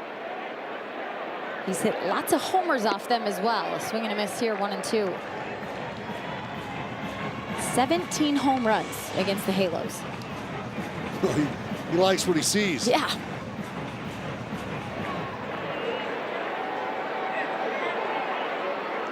Rooker does not have more than 9 home runs against any other team. It's almost double that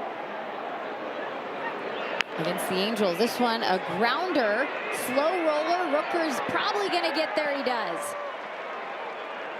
Grissom picks it up, had no chance. First and second with 2 outs now.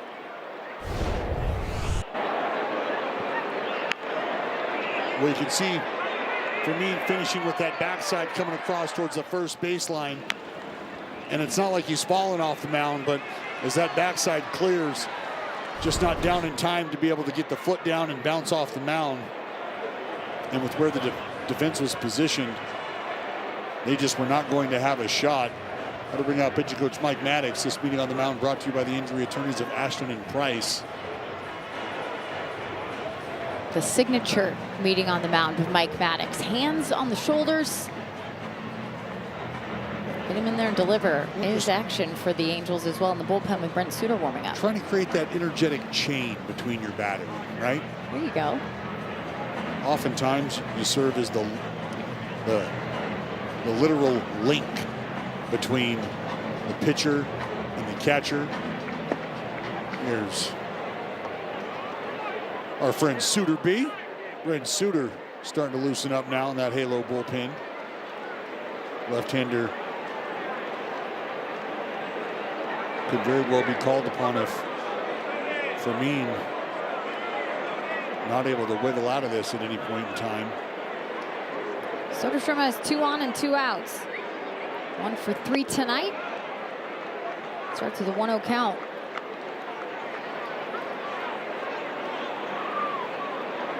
Batting average not what you're used to for Soderstrom, 197, but he has been able to drive in 23 runs for the A's.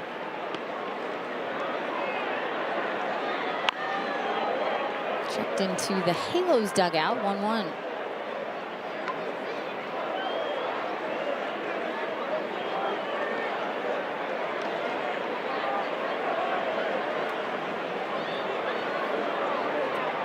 Severino looking on. 7 wonderful innings tonight from the A's starter. It's going to hit the backstop. Runners moving up.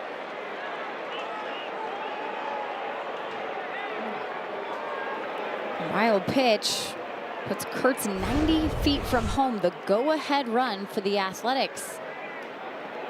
This ball close to hitting Soderstrom. Rivero trying to call timeout. Doesn't get it.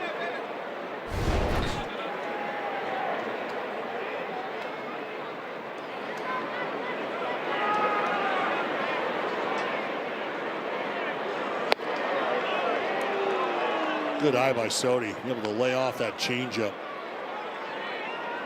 Close pitch from Fermin, and they're not going to mess around with it any longer. They're just going to send him down to first base. That'll load up the bases, and it'll be Zach Geloff now with the bags juiced. We often talk about this situation for Geloff. The idea that they passed on that guy to get to me with bases loaded and 2 outs. Hey. Have they heard about the 2-out RBI effect yet? Let's see what Zach Geloff can do here. Scored a run, has a stolen base, but over at the plate, takes a strike.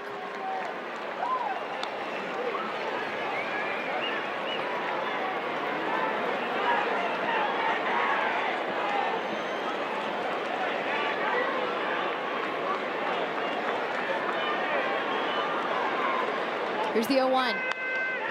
Foul back. And I think what you're doing, if you're Kurt Suzuki and company, Fermin had a little more success, especially with the breaking ball against the right-handers. Right-handers hitting just 111 against the breaking balls. And left-handers, not much more success, but maybe you just like that right-on-right matchup. And the pitch popped up foul.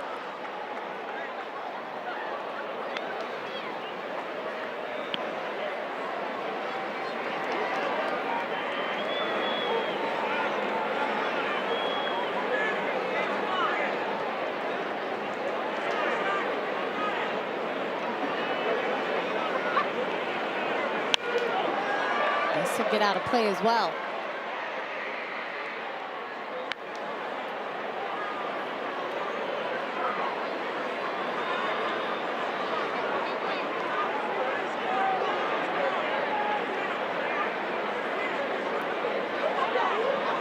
He's trying to battle through it. 2 for 5 with runners in scoring position tonight.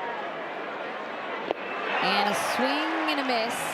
Geloff out on strikes, and that'll leave the bases loaded. We remain tied as we go to the bottom of the 8th here in Anaheim.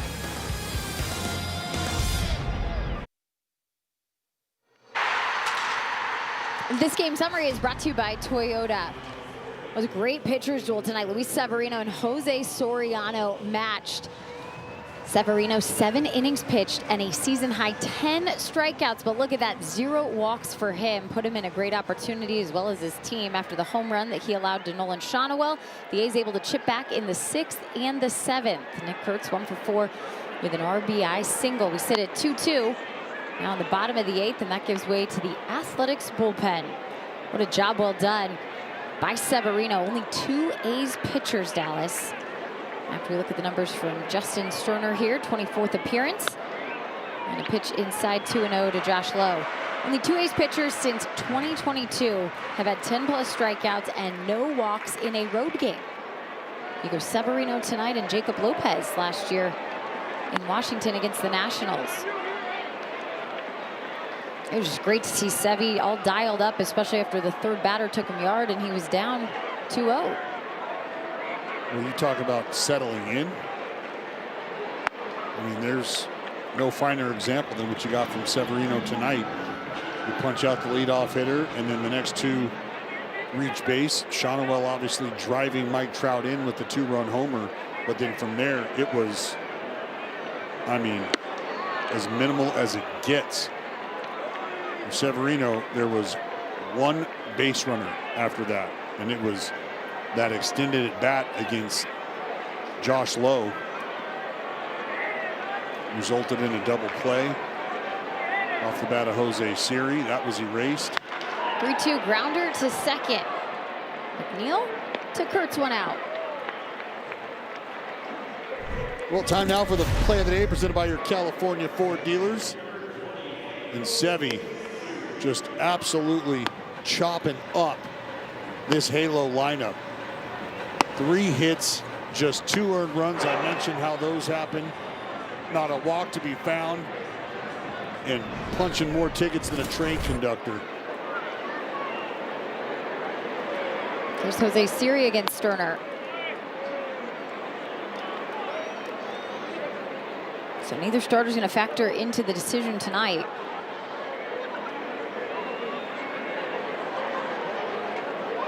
We saw a lot of punch-outs, 17 between the two of them. Well, looks like Kurt Suzuki has sent switch hitter Yohan Moncada up to the plate, or up to the on-deck circle.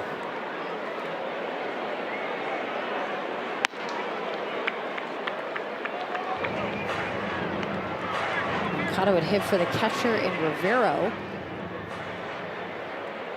Eventual stroke to get utilized for Suzuki. 2-2.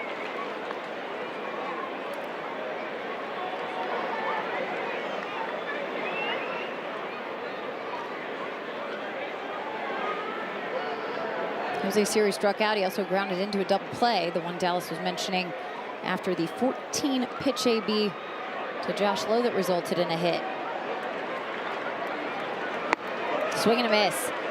Late was Siri. Punch out for Sterner. Well, Sterner, I mean, one of his weapons outside of that cutter is his arm slot.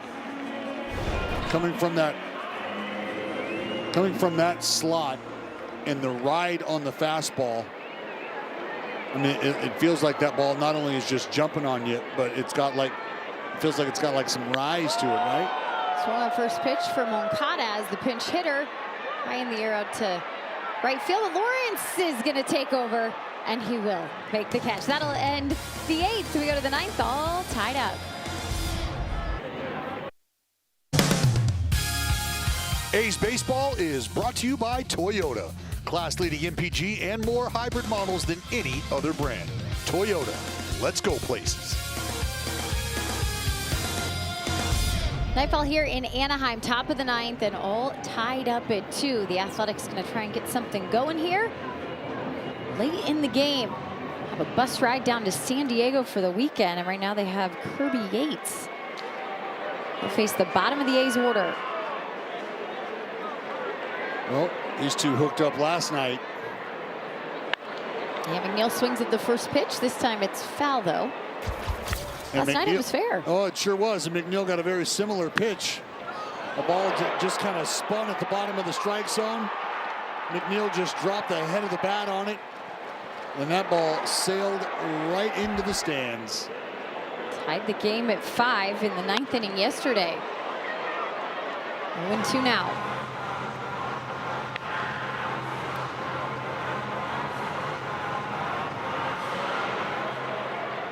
A's won in extras.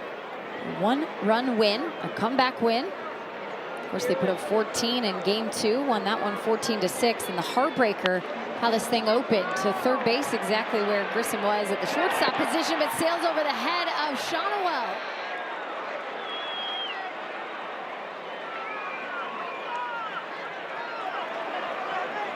Well, McNeil once again just slapping it over to the left side, putting the ball in play. Backhanded by Grissom, but I think the hustle again from McNeil putting a little pressure on Grissom, and that ball just sails up and over and out of the reach of Shonowell.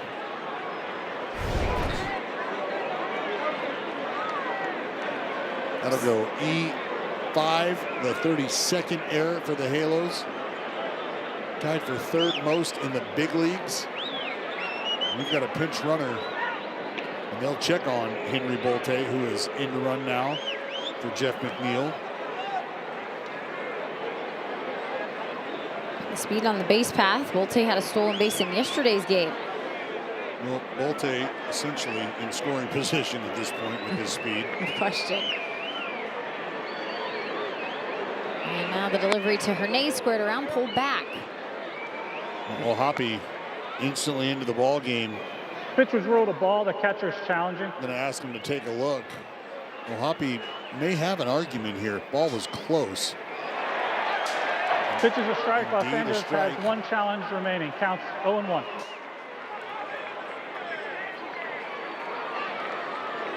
Flips the script on Hernay's. 1 for 3 tonight. Had that RBI single in the 7th inning. Tied the game at 2. Looking to bunt. Hernay's flirting with it. Squares around, pulls back. Well, this is why we're all knotted up at 2s right now. Darryl got himself a ball up in the zone and delivered with 2 outs, believe it or not. He may pull this bat back. Yep. Swings away, fouls it. Bolte was on the move, and before that ball was even touched, he was almost into second. Well, I can appreciate what we're seeing from Darryl Hernandez here in the first part of this at bat. Now with 2 strikes, probably a more conventional approach here at the plate. And you can see the frustration from Darryl, who felt like this is an opportunity. And look, when that happens as a corner infielder, and specifically a third baseman, if you're Grissom, your life is flashing right before your very eyes.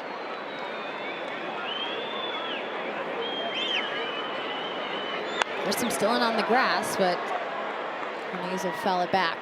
You know what we call that butcher boy play, and that's you're showing hands to bring that infield in, and when they're close enough in like that, you're able to turn it back around and take a little short swing to the baseball, hopefully put it in play, maybe pull it.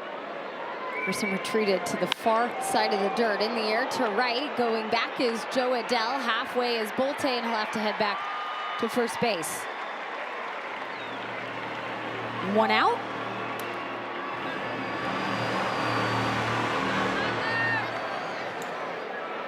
Lawrence Butler now against Kirby Yates.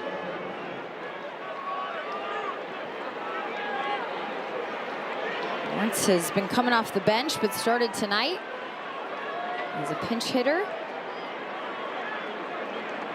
He's able to get his first pinch hit knock turned in for an RBI and a score in a very close game on Monday. And taking off is Bolte. Very late throw for Hoppy. Wasn't going to have any opportunity at the speed on the base path. I tell you, the A's tonight have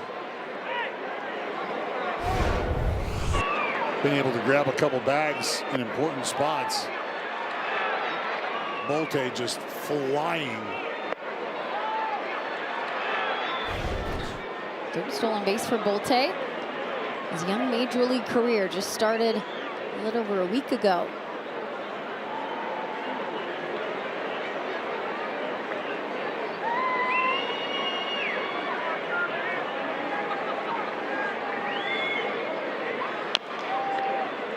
Foul ball from Lawrence, 1-1. Go back to Monday. Law Dog coming up late in the ball game.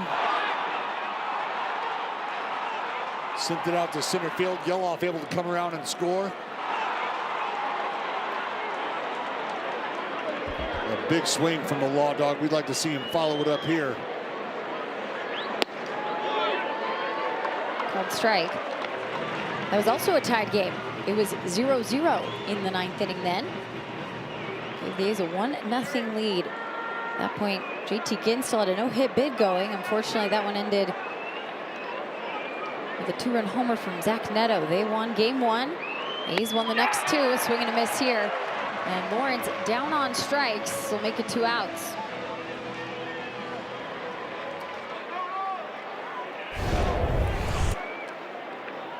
You see where the flash of the glove comes from Hoppy. Kirby Yates absolutely nails his spot here. Attacking the hands of Lawrence Butler. Now with 2 outs, it'll be up to Carlos Cortez.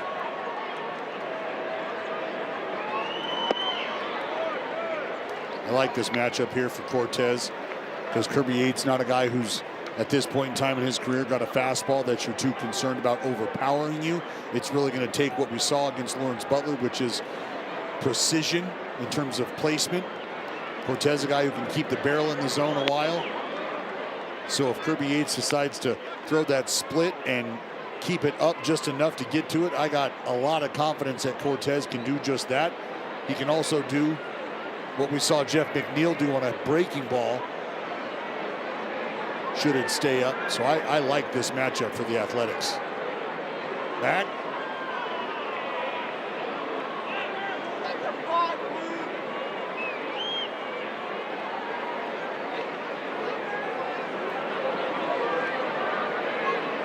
Cortez has been hitting in all situations. Came into the game hitting .349. Runners in scoring position, it's even better. He takes a strike. .379 is the batting average for Cortez with runners in scoring position. And we got Joel Kuhnel warming up now for the Athletics.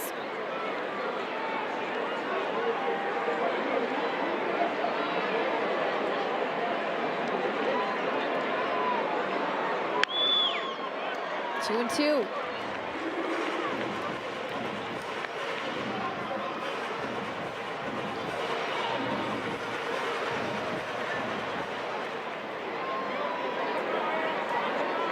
Trying to get to Langoliers, waiting on deck.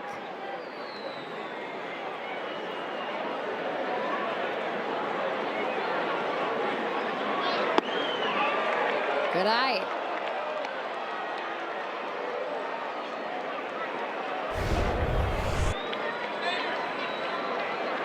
Tried to ride the fastball up and out of the strike zone. Great eye from Cortez. Full count, 2 outs. Bolte on second. Cortez swings and fouls it back.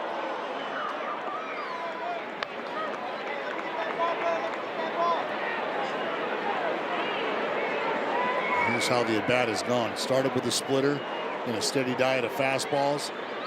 You just saw Cortez fight off a splitter.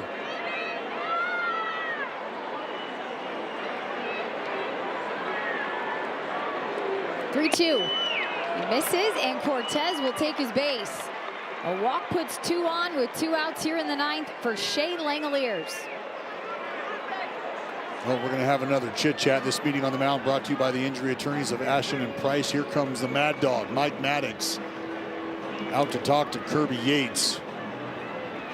Former closer who's been in some pressure-packed situations before throughout his career. In a spot right now, you got 2 on, 2 out with a behemoth at the plate in Shea Langoliers. A man who has reached base in 20 straight ball games, and the fella you got behind him has done so over 40 times in a row. So it's not a matter of pick your poison, it's a matter of you have got to get Langoliers right here, right now. 395 or 396, excuse me, is the batting average for Shea Langoliers when it comes to the 7th inning or later. Such a clutch hitter Shea is. He's top 5 in baseball. And now it's going to be Williams coming in to pinch run. We've seen him late in the ball game the last couple of nights defensively. And now Alika on first as a runner.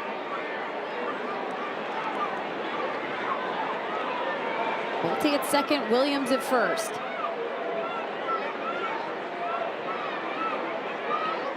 Pitch to Langoliers, and it's a foul tip strike, 0-1.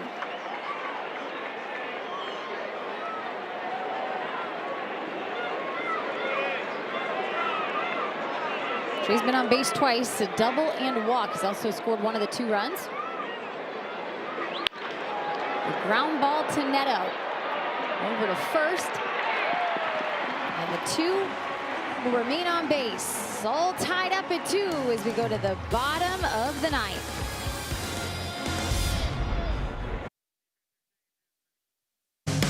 This copyrighted telecast is presented by authority of the Athletics and may not be reproduced or retransmitted in any form, and the accounts and descriptions of this game may not be disseminated without the express written consent of the Athletics.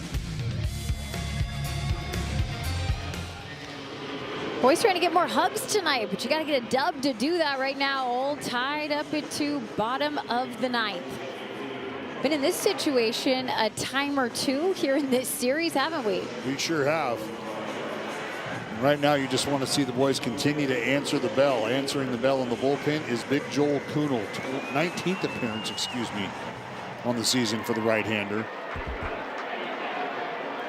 Got some defensive changes for you. Williams is at short now. Hernandez over to second. Butler slid into right field with Bolte taking over in center. Adam Frazier with a 1-0 count. Frazier, Neto, Trout. And a dribbler back to the pitcher, but fouled. And Frazier's gonna have to walk that one off.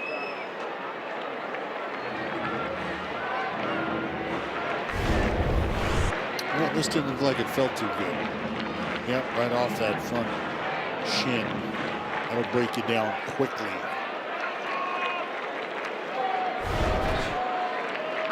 As you can see on the scoreboard there, top left of your screen, A's with 2 challenges remaining, Angels down to 1.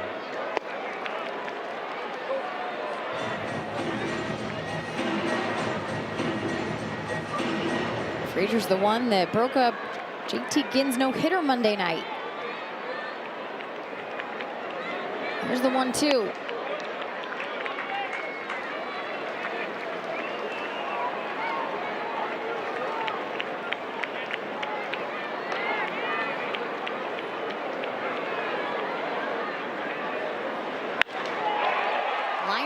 To right will give the Angels a base runner. There's the 4th hit of the game for the Halos, and the 1st since the 5th.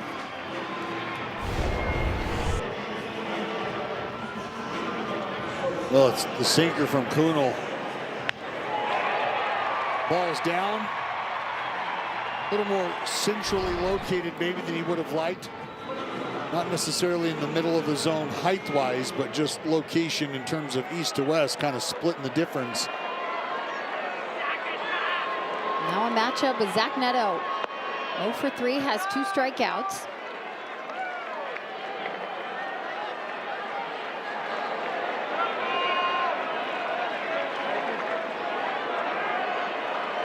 Neto, just one of a few players yet to tap into a double play this season. It's a good time to add that. I'll take it. I will take it. Take a timeout after the swing and miss. 1-1 is the count. He's ready to get back in the batter's box.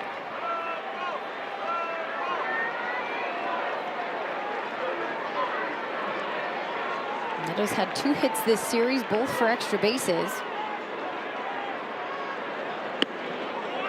2-1. And we know the big one that happened Monday. Yeah, we sure do.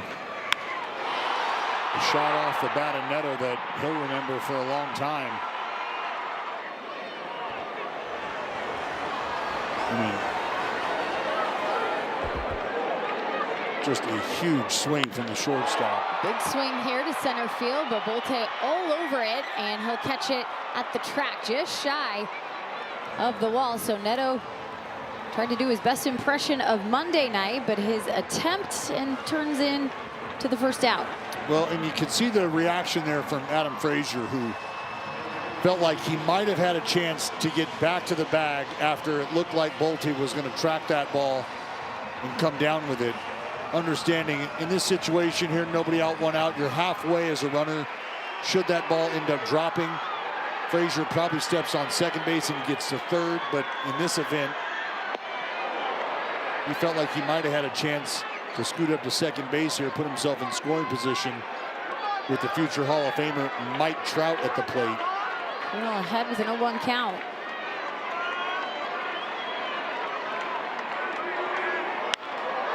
Lifted in the air, and this will be foul. That'll play to the second deck for a souvenir.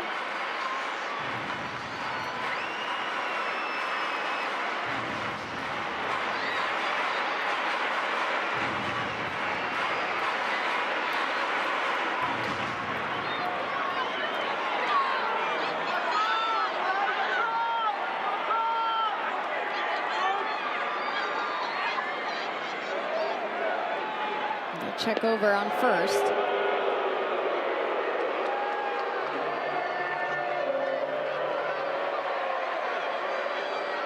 Frazier does not have a stolen base to his record this season.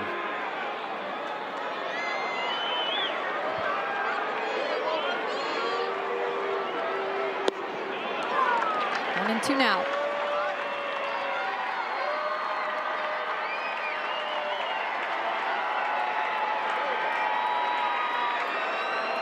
This is the first meeting between Kunal and Mike Trout in their careers.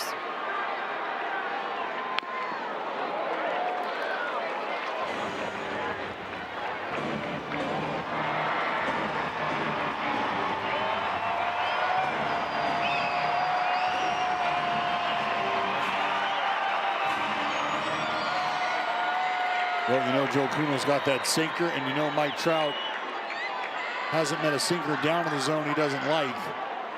1-2. He's inside. Evens up the count with the sinker. Missing off the plate. Well, and now that you've been able to crowd him, maybe you tell yourself it's a chance to spin one away, see if you can't get the fish to bite.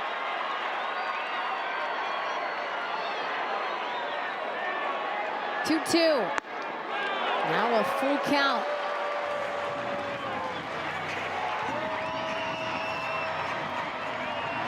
Shonwell on deck. He had the big home run early in the game.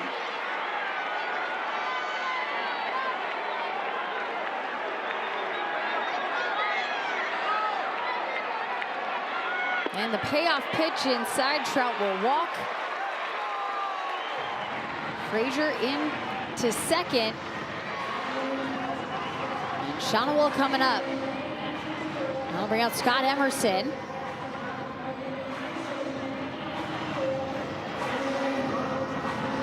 This meeting on the mound is brought to you by the injury attorneys of Ashton and Price as the pitching coach and the battery discussed the plan for Shonwell.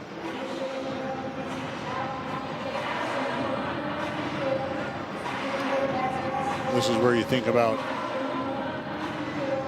the weaponry that we just discussed from Joe Kunal's perspective.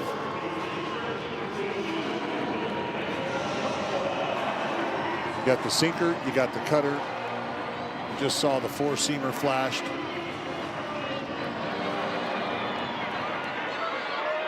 Again, you're looking for a way, if you can, to dial up a couple outs on one pitch.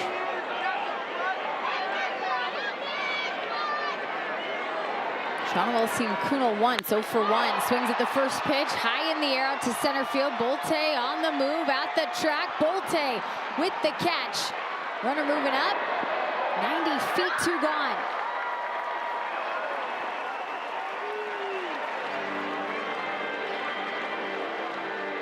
Well, this is where Frazier was not going to let the opportunity to pass him by.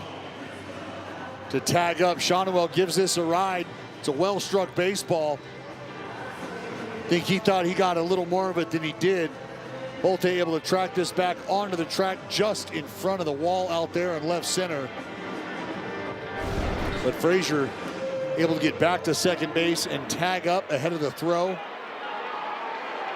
And now it'll be up to Grissom. Potential winning run 90 feet from home. Kunal has to be careful here. Aim for a strike. It'll be Trout moving on up to second. Well, realistically, in a spot like this, that run means nothing. Defensive indifference for Trout.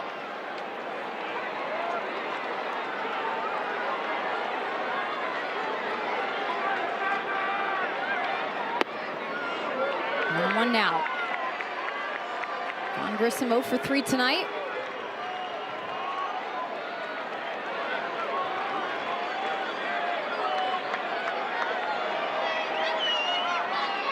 He's looking for extra innings once again in Anaheim.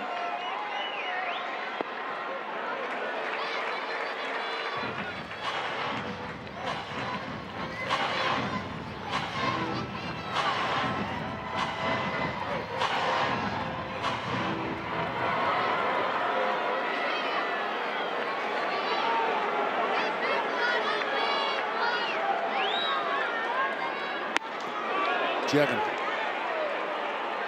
And now it'll be an ABS by Pitch the was ruled hitter. a strike. The batter is challenging. Ooh. I wasn't quite sure. I didn't see the initial strike call. It looked like a pretty good pitch. Call is confirmed. Los Angeles has 0 challengers remaining. The count is 2-2. What did you say about our man Dave Rackley? 38% of the ABS challenges. That's it. Just 38% have been overturned. He knows his zone. 2-2, 2 on and 2 outs. Pitch from Kunal, and it's on the ground. How about Williams to finish out the 9th? Let's go to extras here in Anaheim. All tied up at 2.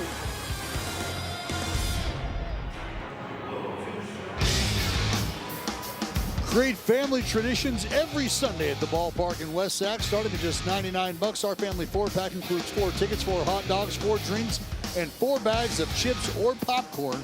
And remember, kids 14 and under can enjoy exclusive items, free ice cream. We've got pregame treasure hunts with Stomper.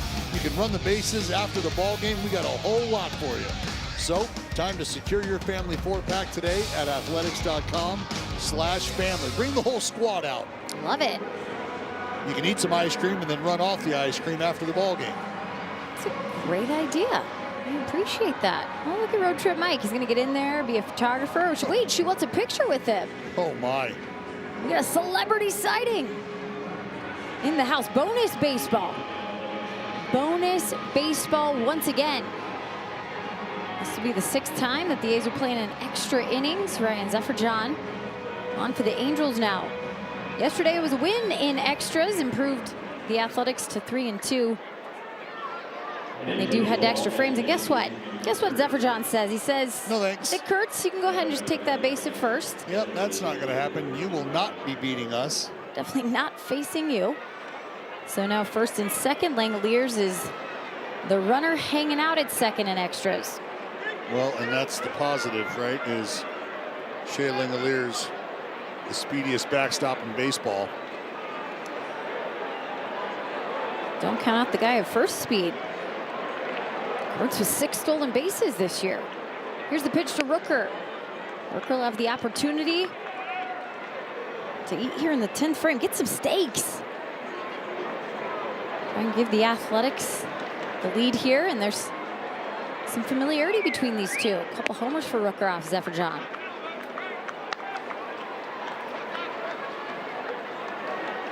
Talked about those career numbers earlier. 17 home runs against the Angels. Well, look, the games played, the homers, the RBIs, the doubles, the runs, all the most accumulated against any team. Oh, that got it. Inside it did. Head on to first, hit by pitch. Bases loaded now for Tyler Soderstrom, and nobody out here in the 10th. Well, nowhere to put Soderstrom. See, this ball looks like it's going to catch Brent Rooker right under the armpit.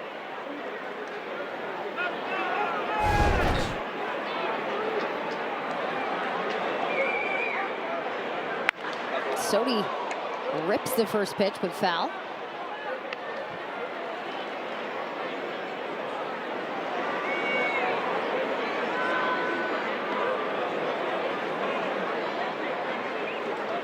A's is a team hitting close to 300 with bases loaded here this season.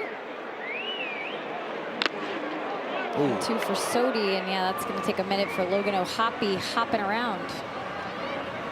Right off that shin guard.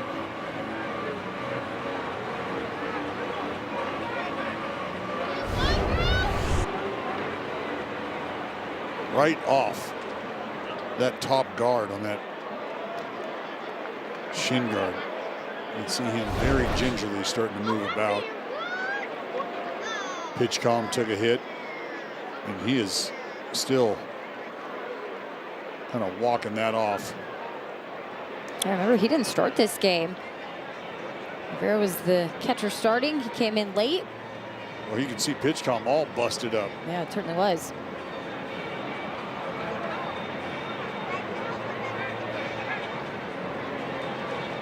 Dials in the digits and get back in there.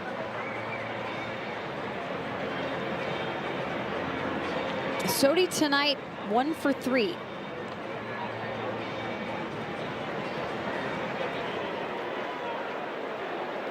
He's intentionally walked in the 6th to get to Geloff.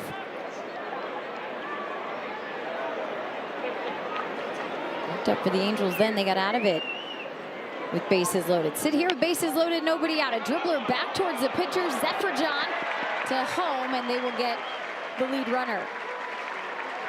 And Jenny, outside of turning a double play at home plate like that, if the ball's going to be in play, that's about as good as it gets. Just a little dribbler right back to the mound. Something you can take care of nice and easy. You still have the bases loaded. You still have a force at any base. The double play still in order. And a one hopper to short. Neto goes to second. Late step to the bag, and they do get the ball to first. On the field, the call is out. They want to check it right away. Yeah, it's not even close. He is safe by a mile. The A's will be on the board. That's not even close. Not even close.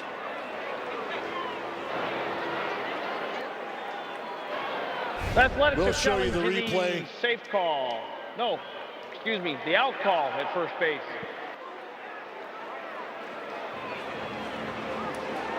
I agree with Aldo.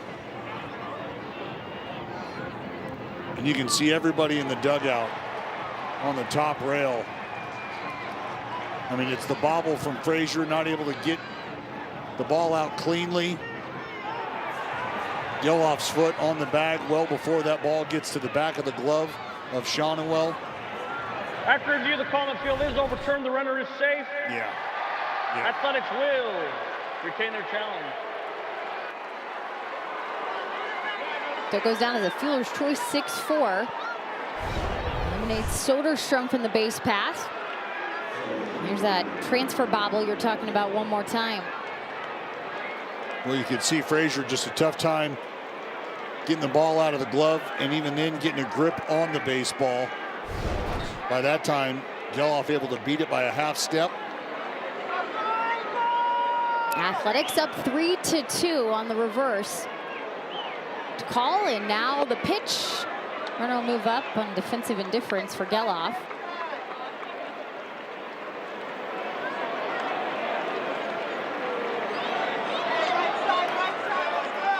1-0 count for Henry Bolte. I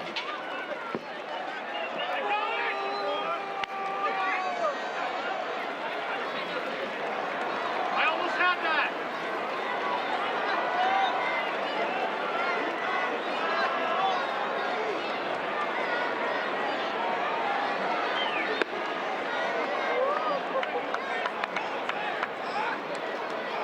Mark Leiter Jr. Maybe the one coming in. The bottom of the 10, trying to close out a victory for the Athletics here in Anaheim. Looking to win a series in a 4-game set. Good eye by Bolte.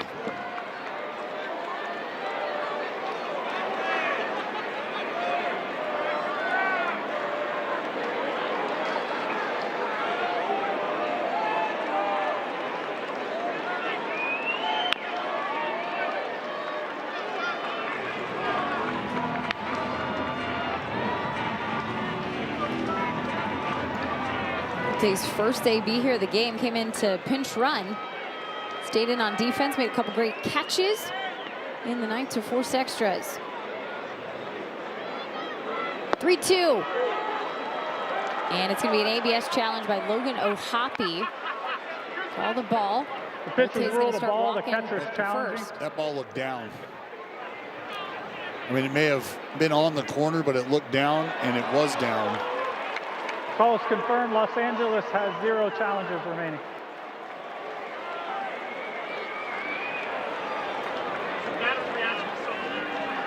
Maddox coming out. Out to chat. Infield will come in to join the conversation between the pitcher and the catcher and the pitching coach. Got bases loaded again. Daryl Hernandez up. Dallas this inning in the extra frame is unfolded without a hit. The intentional walk of Kurtz, of course, the ghost runner at second, and Langoliers. It was a hit by pitch. A couple fielders' choices. Now walked Henry Bolte. And because of that second fielder's choice, you got the run across. It's having the conversation today before the game. The importance of putting the ball in play. Why? Because even in the big leagues, guys make mistakes. Even in the big leagues, it can be tough to play catch sometimes. And what happened with Frazier at second base, trying to turn the inning double play, unable to get the ball out. And it, to your point, isn't a hit that puts a run on the board. It's just a matter of putting pressure on the defense that results in the run. And that's what free passes and the inability to play catch can do. Inside to Hernandez, 2-0.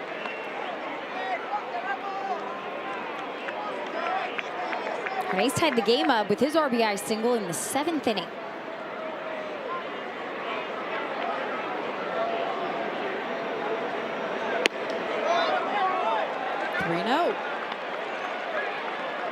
Nowhere to put Darryl here. He wouldn't mind a little more insurance.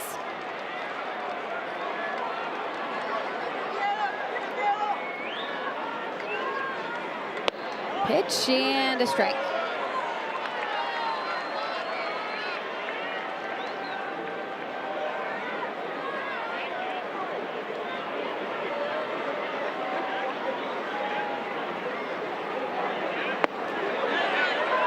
Full count. Darrell's going to make him throw him at least 3. 2.5. He's going to have to make this one close if Hernandez is going to offer.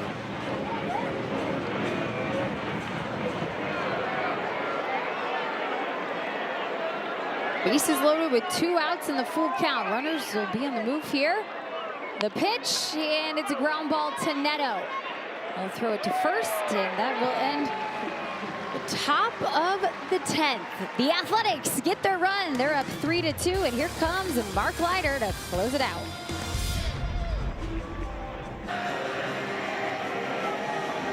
A's playing with the lead for the first time in this game. It took till the 10th to get that run, but 3-2 as we go to the bottom of the 10th, and Mark Leiter Jr. with a save opportunity here. Dallas in his 23rd appearance. Well, we've seen Mark Leiter Jr. in tough spots, and right now in a spot where he's going to have to put Joe Adell, Mr. Lowe, and Mr. Siri to bed.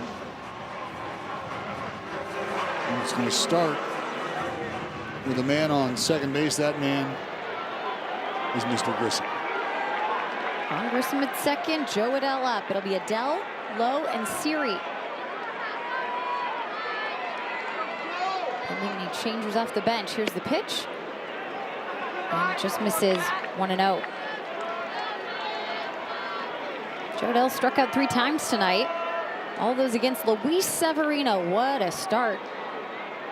And the A's veteran, 10 strikeouts, a season high. 1-7, and now a liner dumped into center field. It's going to get down, and then it'll be stop sign at third for Grissom. Well, you see Grissom kind of wondering if he would have been able to score on that. I don't think that was going to be the case.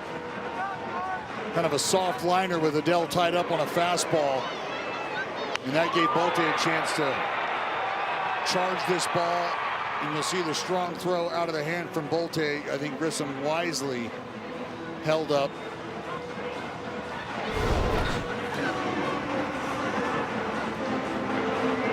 Now the Halos with runners on the corners. Potential tying run at third. The winning run at first. He takes a strike.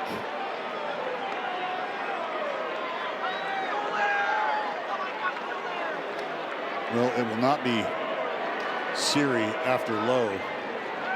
Jorge Soler has stepped out on deck.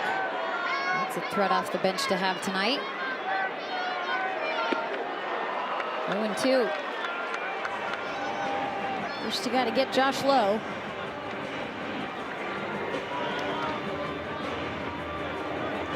Soler had a 2-run homer in yesterday's game.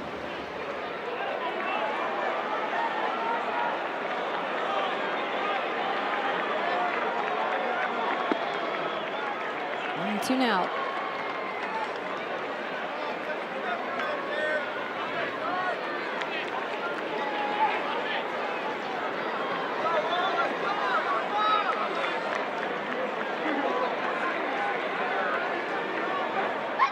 And the pitch from Leiter.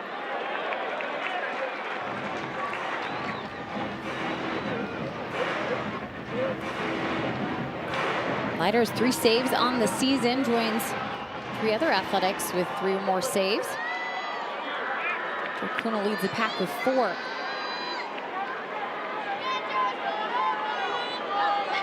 Handled the 9th with a little traffic to get us into extras. A little bit of a battle here with Lowe. Remember, Lowe had that extended bat against Severino back in the 5th inning.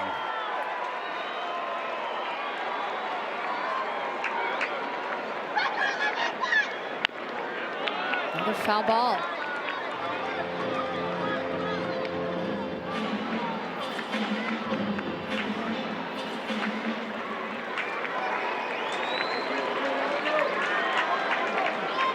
This will be pitch 7 coming Lowe's way. And a swing and a miss. Leiter gets a much-needed strikeout. 1 gone. Well, Leiter just does a great job. He started the at-bat off slow with a breaking ball, got ahead, goes to the splitter here, catches Lowe out in front. See the ball just kind of working its way away from the left-hander. And you got 1 out. You got runners on the corners, and we told you that Jorge Soler now hitting in the place of Jose Siri. And I think what you have to realize is Jorge Soler maybe taking note of how Mark Leiter has started the first 2 at-bats of this inning, both with breaking balls. There's career numbers against Leiter, 0 for 2, both of them punch-outs. We'll see how Mark Leiter decides to start this at-bat here.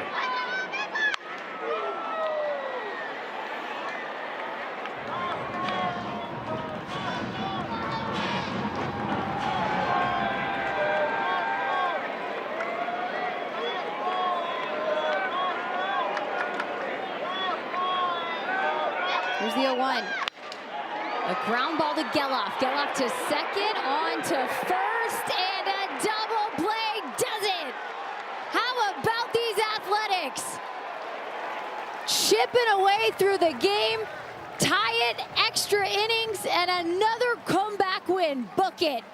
A series victory over the Los Angeles Angels in a 4-game set. Talk about bearing down. Mark Leiter Jr. coming into extra innings. Obviously, you start that half frame with a guy on second base, surrendered the hit to Joe Adell. But with Grissom held at third base, you were going to have an opportunity to do just this eventually. And after the big punch out to Lowe, Mark Leiter Jr. roll me up something tight. 5, 4, 3. How you doing?